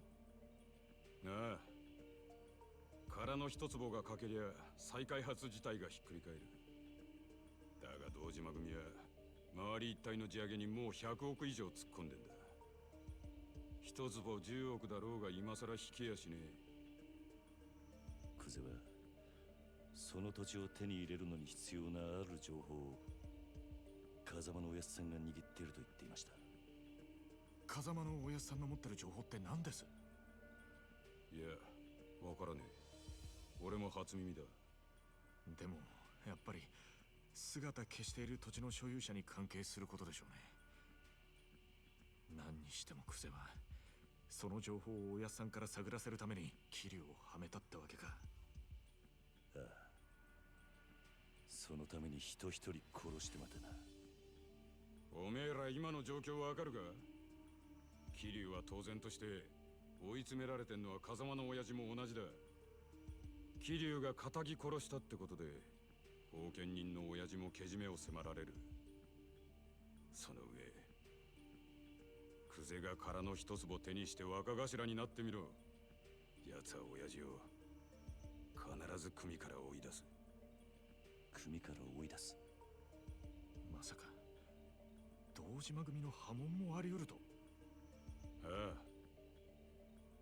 親父も無所にいる以上今は何も手が打てねえ。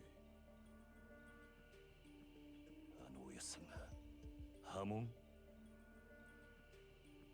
破門された極道の末路は言わなくてもわかるな。一度上までのし上がった後で底辺の屈辱に耐えられる人間は少ねえ。自殺したホームレスに元極道って肩書きがついてるのは珍しい話じゃない。でも桐生は実際殺しはやってないんです。こいつの疑いさえ晴らしゃおやさんも波紋にはならねえはずでしょう。疑いを晴らすには真犯人を抑える必要がある。そうだ。だがクゼが真犯人を握ってる以上手は出せん。相手は堂島組の幹部だ。この世界で上に噛みつくことは何があっても許されねえ。でもこのままじゃ桐生は無所にぶち込まれるんですよ。俺らがクゼに手を出せば風間の親父は余計立場が悪くなる。その時点で波紋は確実になるな。だったらどうすりゃいいんですか俺たちは。柏木さん、とりあえず俺の濡れ衣も殻の一粒も後回しだ。今とにかく俺はおやっさんを守るために動きます。何かいい手があるのか？ええ、俺の不始末は俺一人でけじめつけます。おやっさんに責任がいかないようにするにはもうこの手しか残ってね。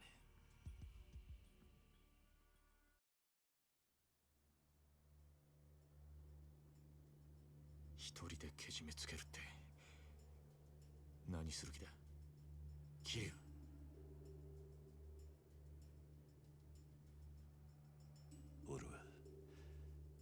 能限り堂島組を抜ける。杯返して極道から足を洗う。桐生、お前。今回の一件、とにかく俺一人の責任としてケリをつけるんだ。その後クゼを捕まえて真犯人の居場所を吐かせる。何言ってんだ。杯もらって3年そこらのヤクザが5体満足で足洗えるわけねえだろ。最悪殺されんぞ。認めたかねえけど、今の堂島組仕切ってんのはクゼだ。それを袖にしたお前が組み抜けるっつって、あいつが生かしとくと思うか。杯返す先はクゼじゃねえ、堂島組長だ。それにまだ殺されると決まったわけじゃねえ。車回してくれ錦。これから組の事務所に行く。ふざけんなって。お前やけになってるだけじゃねえか。うるせえ。他に手はねえんだ。このまま指くわえて見てるわけにはいかねえ。やめろ桐生。錦山の言ってることは正しい。正しいかどうかなんてどうでもいい。所詮俺は風間のおやっさんについていくために極道になっただけの半端もんです。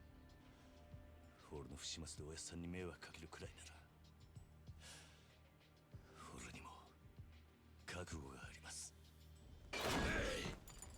おめえ舐めたこと言ってんじゃねえぞ。あ？俺の言うことが聞けねえのか？ああ、桐生。ええ。たとえ風間のおやっさんが止めたとしても俺は行きます。こんな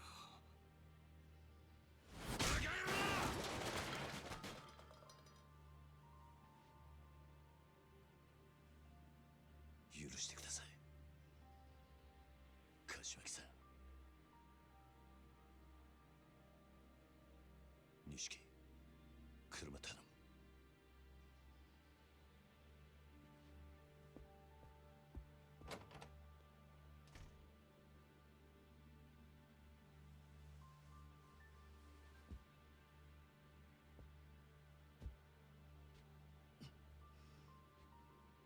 長い間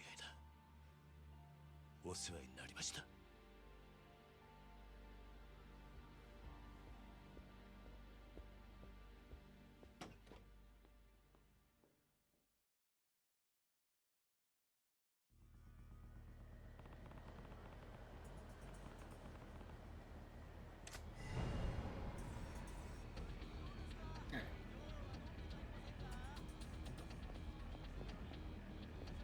Save, but I think this whole thing up until this point, and especially that cutscene, kind of shows you a good vertical slice of why me and Bograt really like this series. It's intricate crime drama, it's the politics of this large Byzantine organization, and it's all the drama of like a prestige TV show, done in a way that nobody else really does in the video game scene. It's not the only reasons why we like it, but, like, when it gets down to business and it's telling the story it's telling, it's really good at it. Do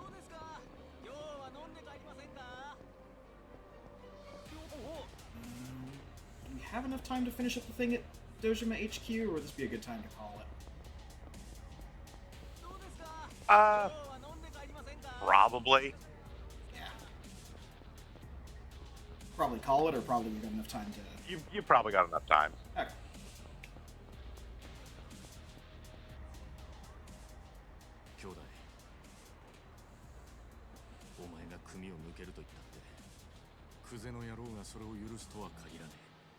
It's not all that long of a sequence.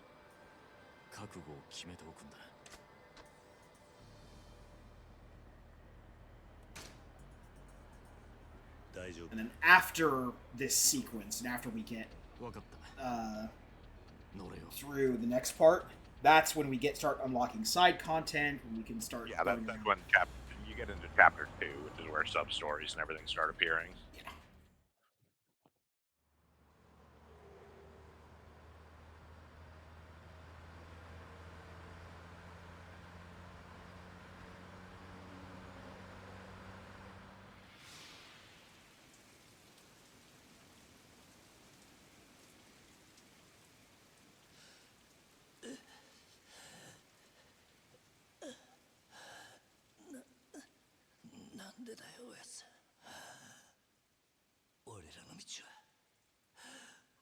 が自分で決める。今まで育ててもらった恩とは別の話だ。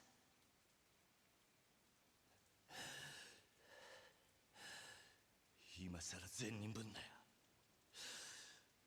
あんたもヤクザなんだろ。だったら俺らがヤクザになるのを止める資格なんてねえじゃねえか。桐生、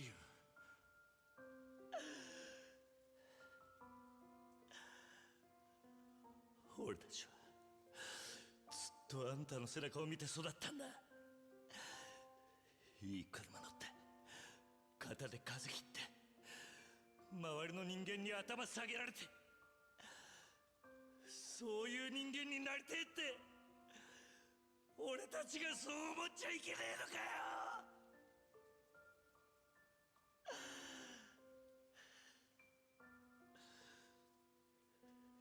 施設上がりの人間は夢を見ることも許されねえってのか。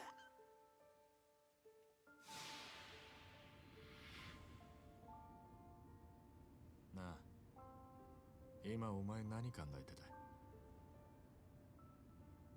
何も、ぼーっとしてただけだ。俺はよ、いつだったかおやっさんに殴られていた時のことを思い出してた。俺たちがこの道に入る前の晩だったよな、確か。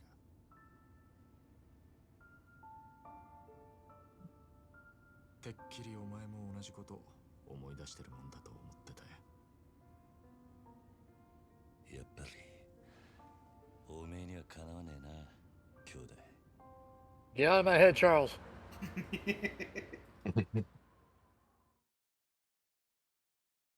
Telepathy is a very good power to have in the Yakuza. Of course, Kiryu just kicks people in the shins. That's telekinesis. 見慣れたはずの事務所が今日はやけに不気味に見える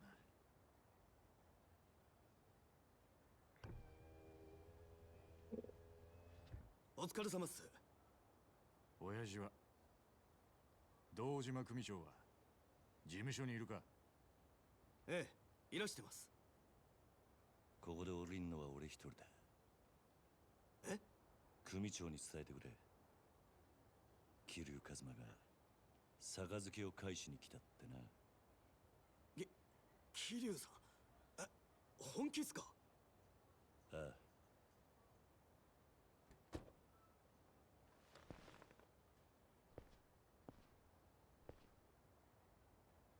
すまなかったな、錦。お前はもう行ってくれ。本当にやるんだな、桐生。組長に話をつける。死ぬと決まったわけじゃねえ。せいぜい器用にやってみるさ。お前にそんな真似ができるのかよ、バカ野郎が。またな、兄弟。Kiryu finessing things does not go well.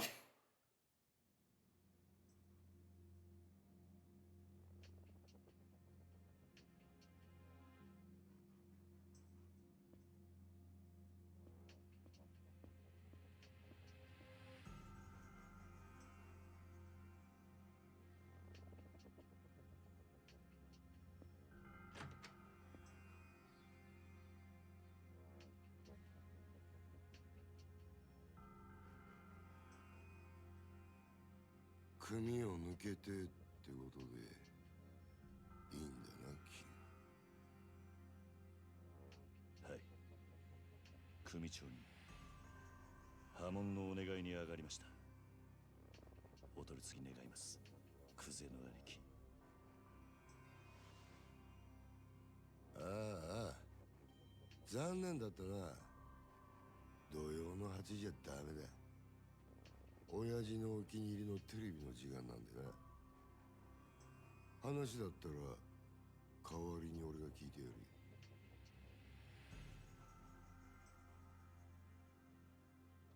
て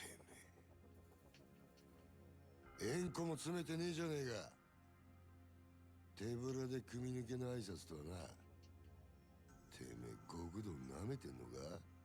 ああ、あんたと話しに来たわけじゃねえ。組長はどこにいるんだ？今現場で組仕切ってんのはこの俺だ。口の利き方には気をつけろよ。あ？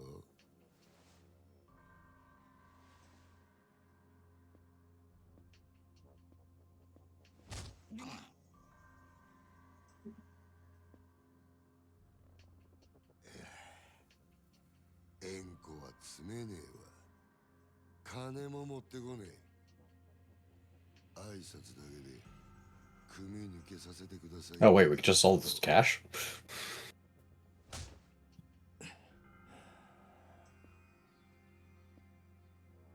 ほれ、学生気分で敷居またげるほど極道の世界甘くねえぞこら。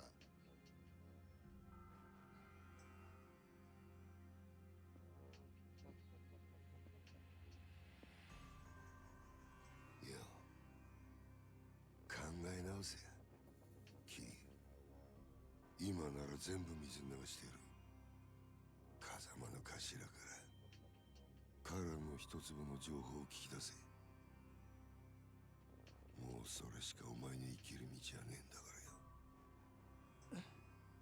組長に会わせてもらえませんか？ほら、破門してもらいに来たんす。答えはノーってことか。そうかい。じゃあもういいわ。てめえは使い物にならねえってことだな。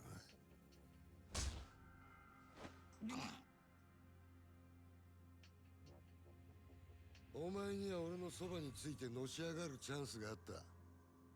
そいつを蹴らなきゃ死なずに済んだのによ。あ、米だ。はい。消し方考えろ。地味ですけど山の中で生き埋めが一番かと。薬品でドロドロにして流すってのもありですああ、死体は残せよ。後々こいつの死体が見つかった方がいいんだ。堂島組は身内のしつけには厳しいって方が本家での評判も上がるってもんよ。ほら。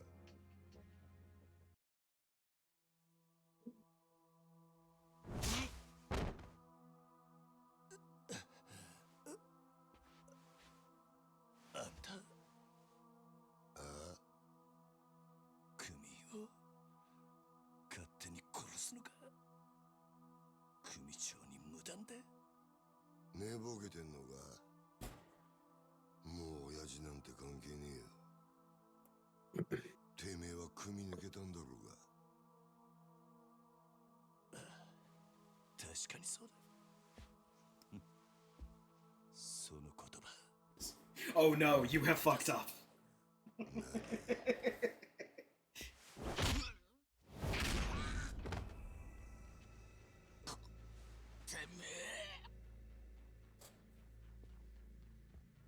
てめえ、兄貴分に向かって何しやがる。兄貴分だと？俺はもうこの組の人間じゃねえ。あんたさっきそう言ったはずだ。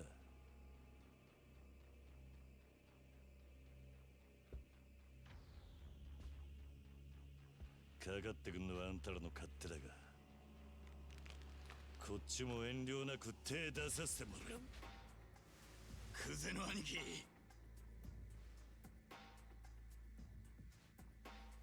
こいつは俺がやらしてもらいます。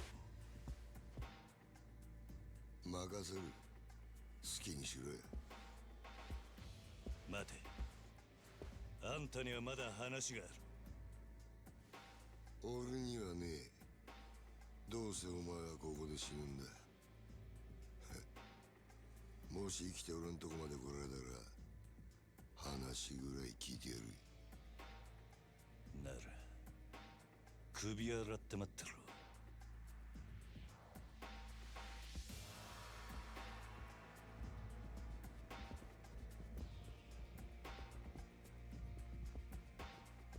覚悟はいいな。いつでもいいぜ。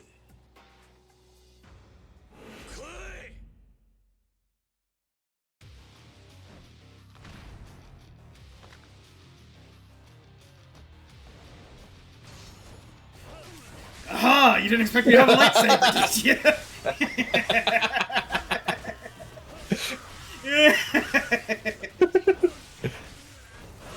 Spectacular.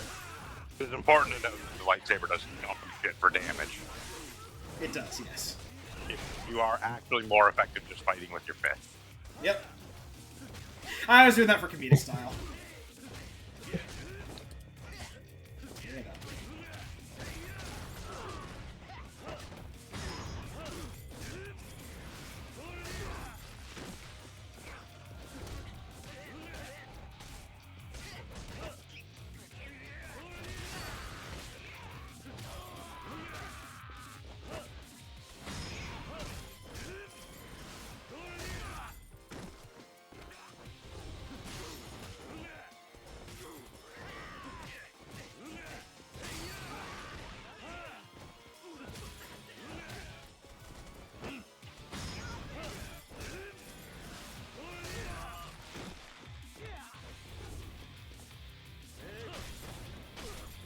Hey, what's going on in here? Oh god!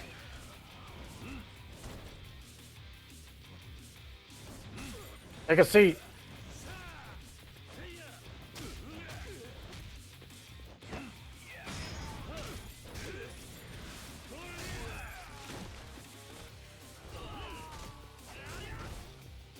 Hey, buddy.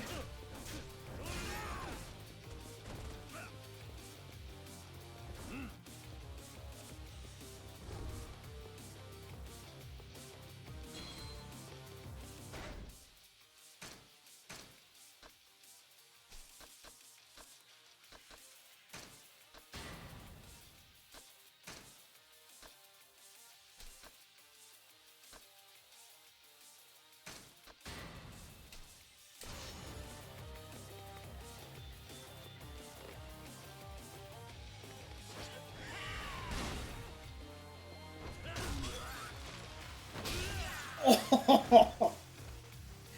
Punch through the ashtray.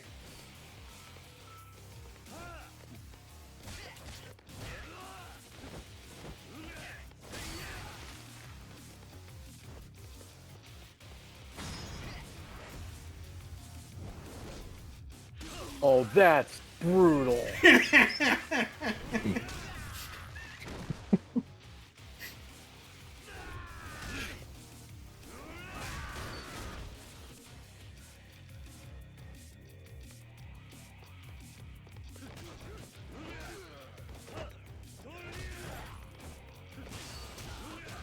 That guy's got the right idea.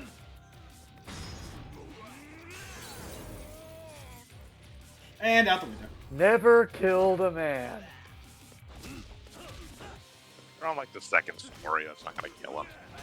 No.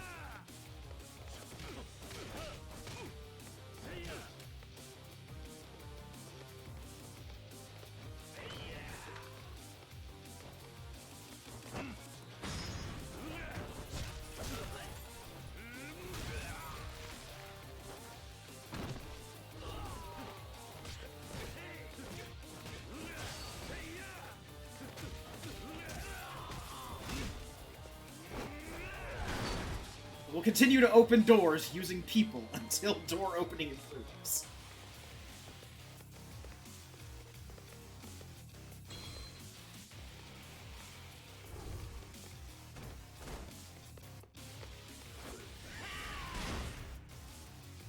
This guy does not give up.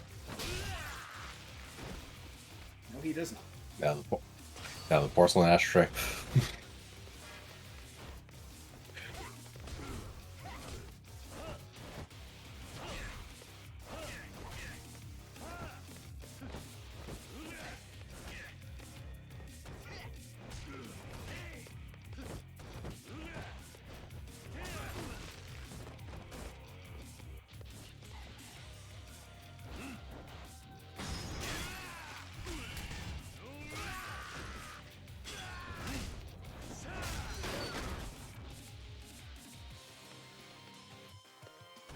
Stove? The stove is not in this room. Okay. We can't be that brutal.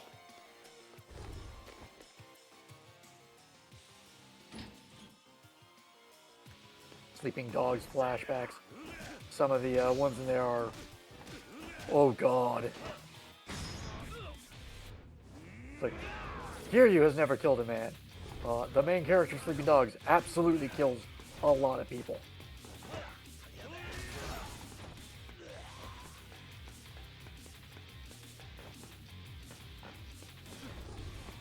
You're coming down the stairs. I don't wanna.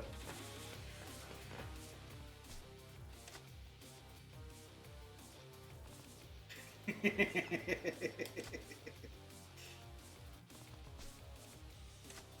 okay, because Kiryu's also Spider-Man.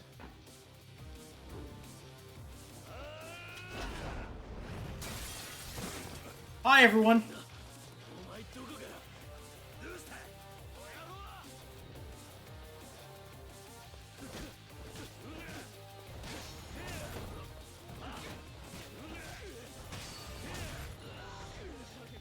Da-da-da-da-da-da.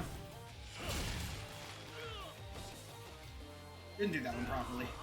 Let's try this again. No, I don't wanna.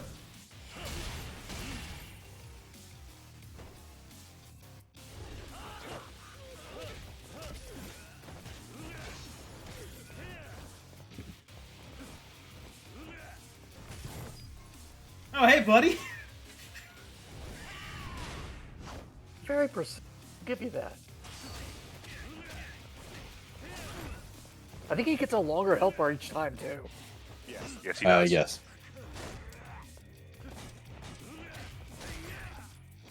Not that it matters. And you cannot grab him when he has the weapon. Fair enough.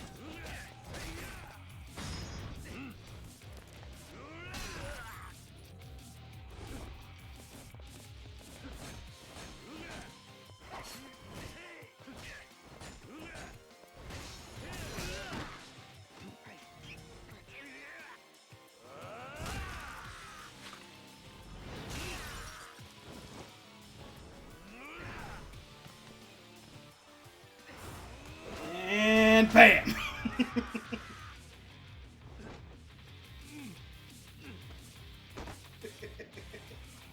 This whole section is just brutal. And don't come back, damn it!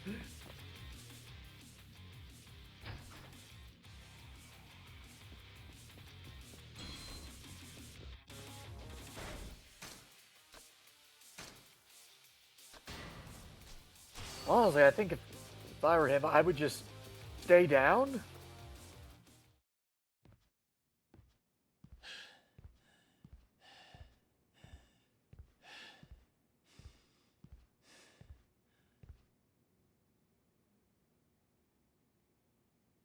派手な短歌切るだけあってなかなかやるなおめえさんも風間の頭もいいガキをスカウトしたもんだ俺がまだボクシングやってた頃におめえと会ってたらプロモーターになりたいぐらいだクゼ口が聞けなくなる前に吐け殻の一粒の真犯人は誰なんだどこに隠してるガキが調子に乗りやがって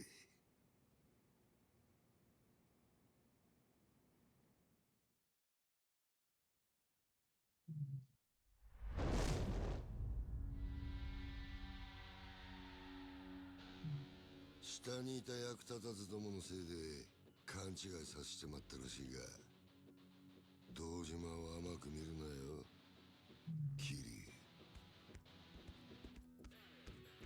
お前はもうこの手で直接やらねえと気が済まねいつまで能書きたるてんだ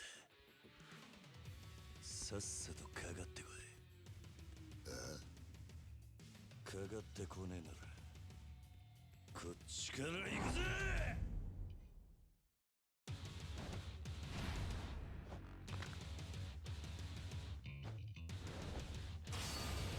Well, first.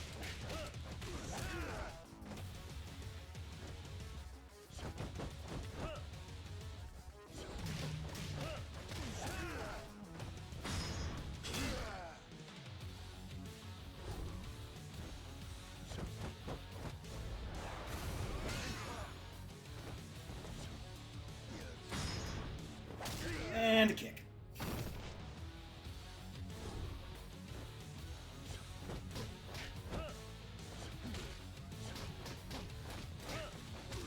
So Yakuza is actually not that hard of a first boss. He's definitely got more health, and he hits harder than the fodder at the bottom, but he's got a predictable pattern, and by now, if you've put points into skills, you've got enough to get around his blocking and stuff.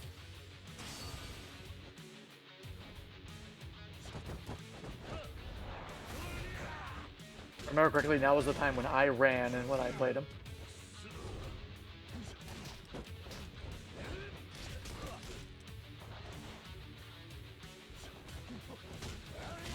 That being said, he does have a second phase where he gets noticeably harder. It also doesn't help, and I am by no means an expert at beat-em-ups or the Yakuza games in particular.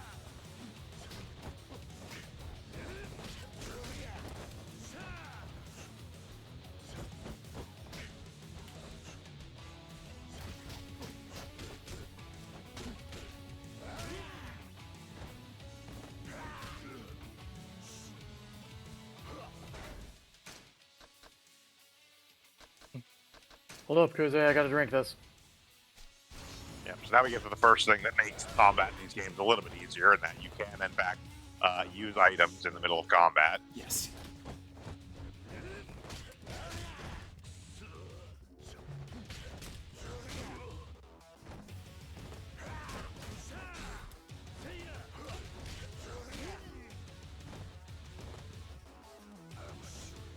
You have a block.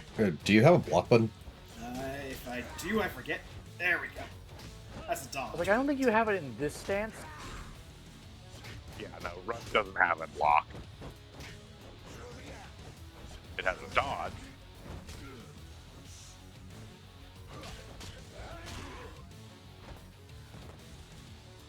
Problem is, the Rush style is known for its dodge, to be able to dodge out of things, but it's very finicky about when it lets you do that.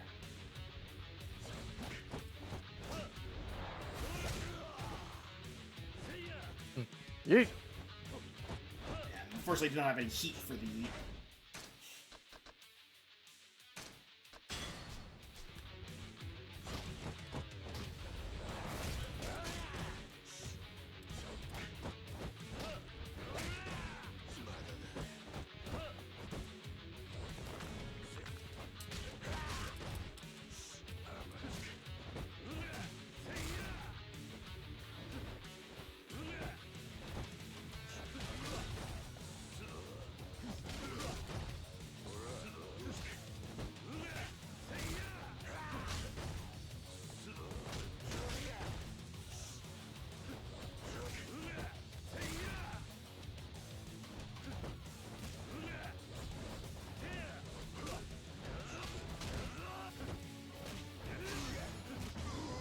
There we go.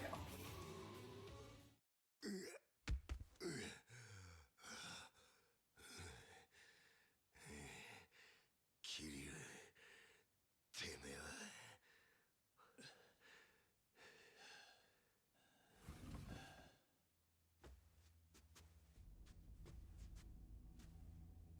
兄弟手貸せこのガッシュマッシュ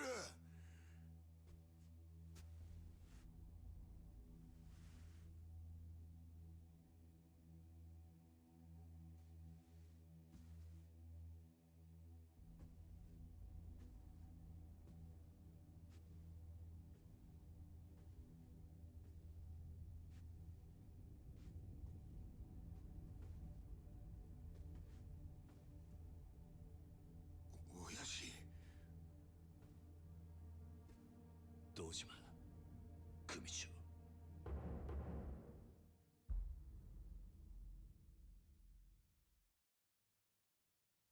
怠慢張ってたんじゃねえのか、クズ。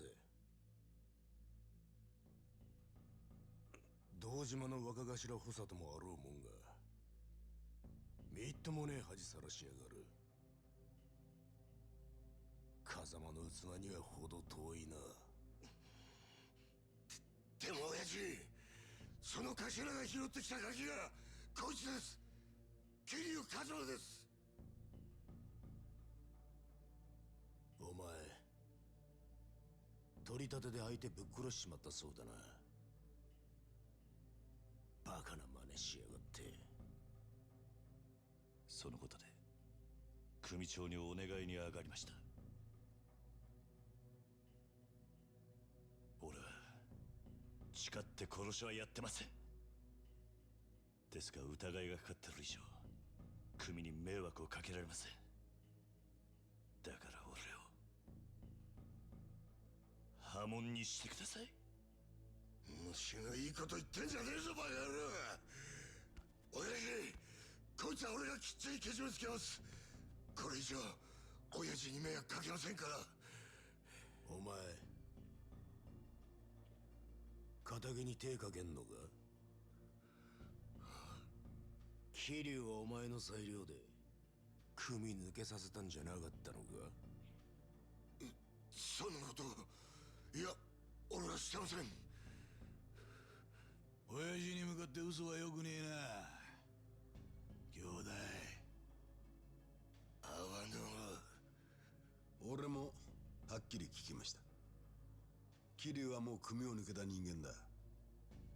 それを殺すのに親父の許しはいらない。そう言ってましたよね、クゼの兄貴。てめえらクゼ、これ以上無様さらす気か。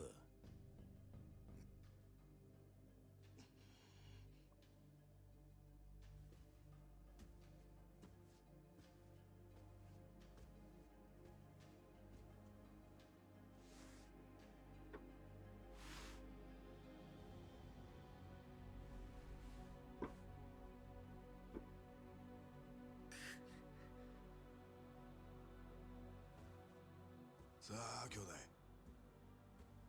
クゼ剣能界の人間なら作法は知っていますよね。兄貴の好きなけじめです。男見せてください。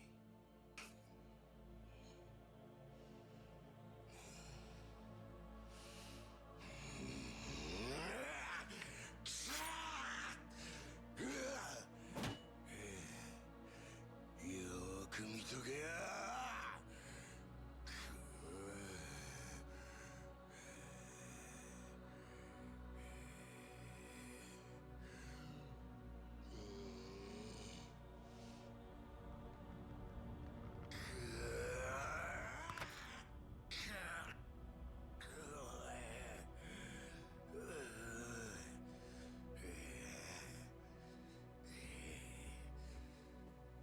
Please, you're bleeding on the tatami. .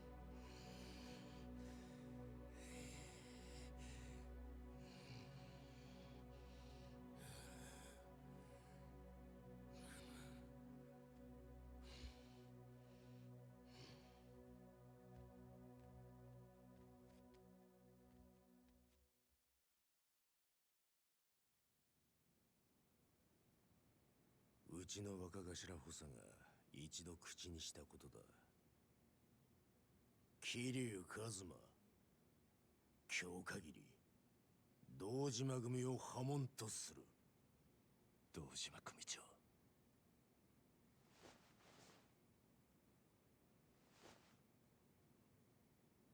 ありがとうございます。桐生、ここまで苦労して組を抜けたかった理由は何なんだ。俺と風間のおやっさんの身の潔白を明らかにするためです。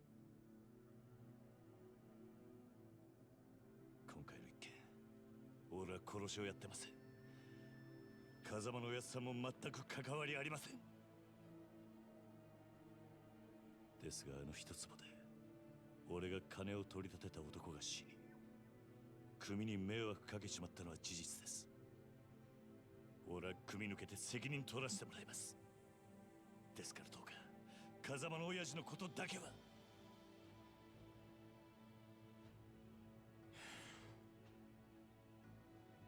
さあ、飯でも食うか。はい。堂島組長。お前が組み抜けて取れる責任ってのは何だ？それは絶対に俺があの一粒で男を殺した犯人を捕まえます。それで俺と風間の親さんの身の潔白を。そうか。その必要はない。でも犯人を。犯人？そんなのはサツが勝手に探す。お前はもう仇だ。それじゃけじめがつきません。けじめ？だからてめえは仇だろうが。今さらごちゃごちゃうるせんだ。お前は自分の不手際があると認めるところはあるんだろう。はい。少なくとも自分があの場所で追い込みかけなければ、ひょっとしたらこんなことには。だから波紋を申し出た。そうです。安心しろ。けじめならきっちり取ってもらうさ。え？風間が拾ってきたガキ、桐生。お前の不手際であの土地に手が出しづらくなっちまった。その責任は風間に取ってもらう。お前もさっきまで極道だったんだ。この理屈はわかるだろう。堂島組長。極道は一度身引いたらしまいだ。お前は仇として幸せになる道でも探すんだな。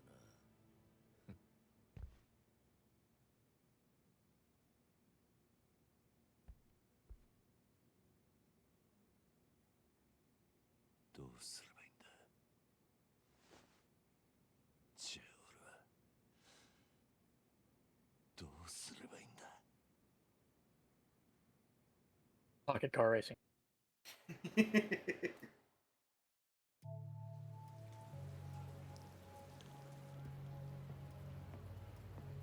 You can make a living beating up street thugs for money. You have so much money right now.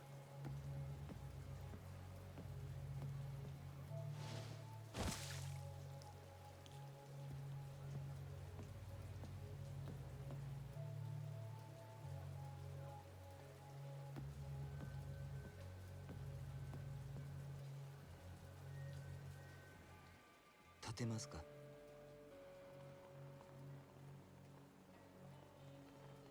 このままだと風邪をひいてしまいますよ。私は立花と申します。Oh shit, I forgot about him. あなたが今置かれている状況はすべて承知しています。私は Forgot what? あなたと会うこの時 About Tachibana. ずっと前から待っていたんです。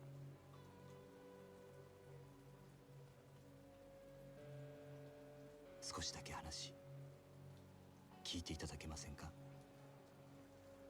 桐生一馬さん。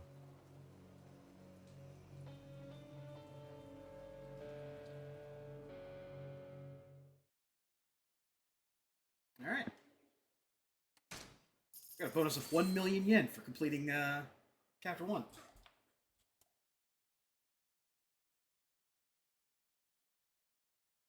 Our current worth is equal to 4 3 million yen wedding ceremonies. Yes. That's a worth. All right. Save. And how math works.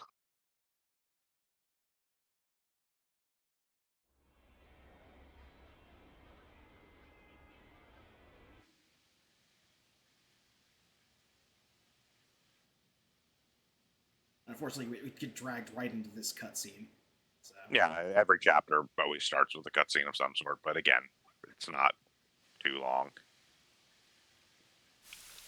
Plus, we started a little bit late, so.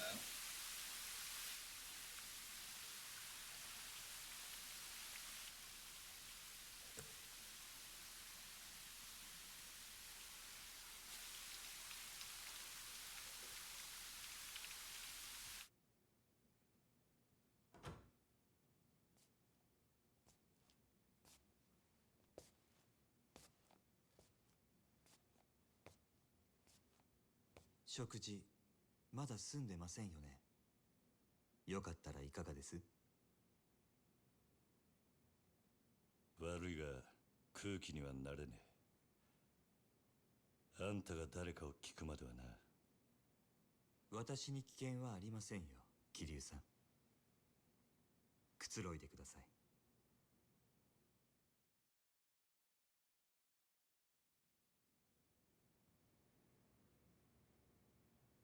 俺の服は？だいぶ汚れていましたのでクリーニングさせています。すぐにお返ししますよ。立花さんだったな。ええ。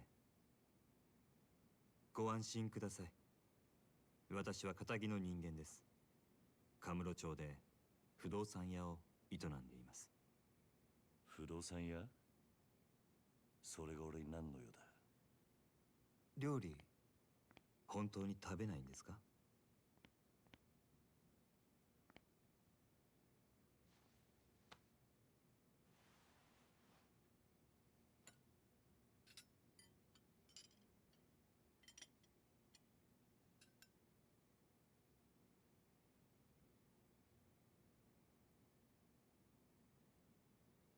右手は義手です。無作法なのはご容赦を。数年前に失ってから寒くなると痛みます。不思議なもので、ないはずの指先までうずいて鎮痛剤も効きません。四六時中痛みを我慢するだけです。でも痛みを顔に出すのは面倒なんでやめました。そんなことは聞いてねえ。桐生さんは登場過剰という言葉を知ってますか？登場？登場過剰。いくつもの花が集まって大きな一つの花になっているものをそう言います。実はあなたもよくご存知のある花もその登場過剰でしてね。何の話をしてる？ひまわりですよ。ひまわりのあの大きな花はたくさんの小さな花の集まりなんです。子供が集まる養護施設につけるにはいい名前です。風間さんがひまわりと名付けたんですか？あんた一体。あなたはひまわりで錦山さんと兄弟同然に育った。もう一人沢村由美さんというお嬢さんもです。やがてあなたと錦山さんは親と慕う風間さんを追って極道の世界に入った。そして今は殺人の濡れ衣を着せられ、その影響で風間さんも破門の危機にある。もういい。あんたが俺を調べたってのはよく分かった。大した情報源を持ってるらしい。だがなんで俺を調べた？あんたの目的は何なんだ？今カムロ町の不動産屋が欲しがるものといえば一つしかありません。殻の一粒に決まっているじゃないですか。また殻の一粒か。私と手を組んでいただけませんか、桐生さん。堂島組の若頭補佐たちが殻の一粒を手にすれば風間さんは破門を免れません。ですが私があの土地を手に入れれば風間さんを守ることができます。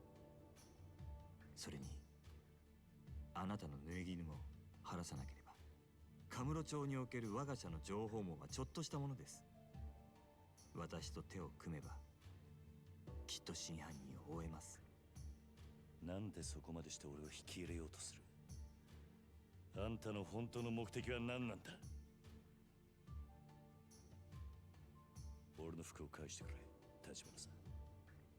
私の申し入れを拒むと？あんたの話は俺にとって都合が良すぎる。この町じゃそういう時ほど用心しなきゃなんねえ。生き残るためにはな。なるほど。少し甘く見ていたようですね。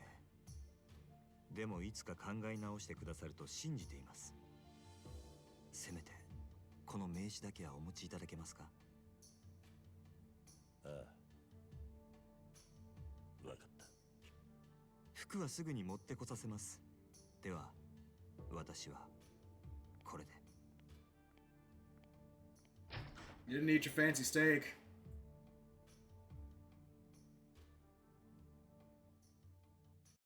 Guess he wasn't hungry either. Yeah, I should probably call Nishiki and tell him I didn't die. I think he will be surprised. Maybe even happy. To be honest, Kiri, I'm surprised. Okay, and that's what we're going to call it for tonight. Our first step into the long and winding road of Yakuza 0. Who knew that things could get this exciting over real estate? Anyway, speaking of things to get excited for, Sunday is our double-header day of D&D 4th Ed in Hindsight, as well as our continuing adventure in Paranormal Sight. And we'll return on Monday with more of Pokemon Legends ZA. And back here on Thursday for more Yakuza 0 as we get into side story content. Until then, I've been your host, the Krampus. And Bograt. I've been Shiv. I've been Hunter Green. And I'm Vincent. All right. Have a good one, everyone.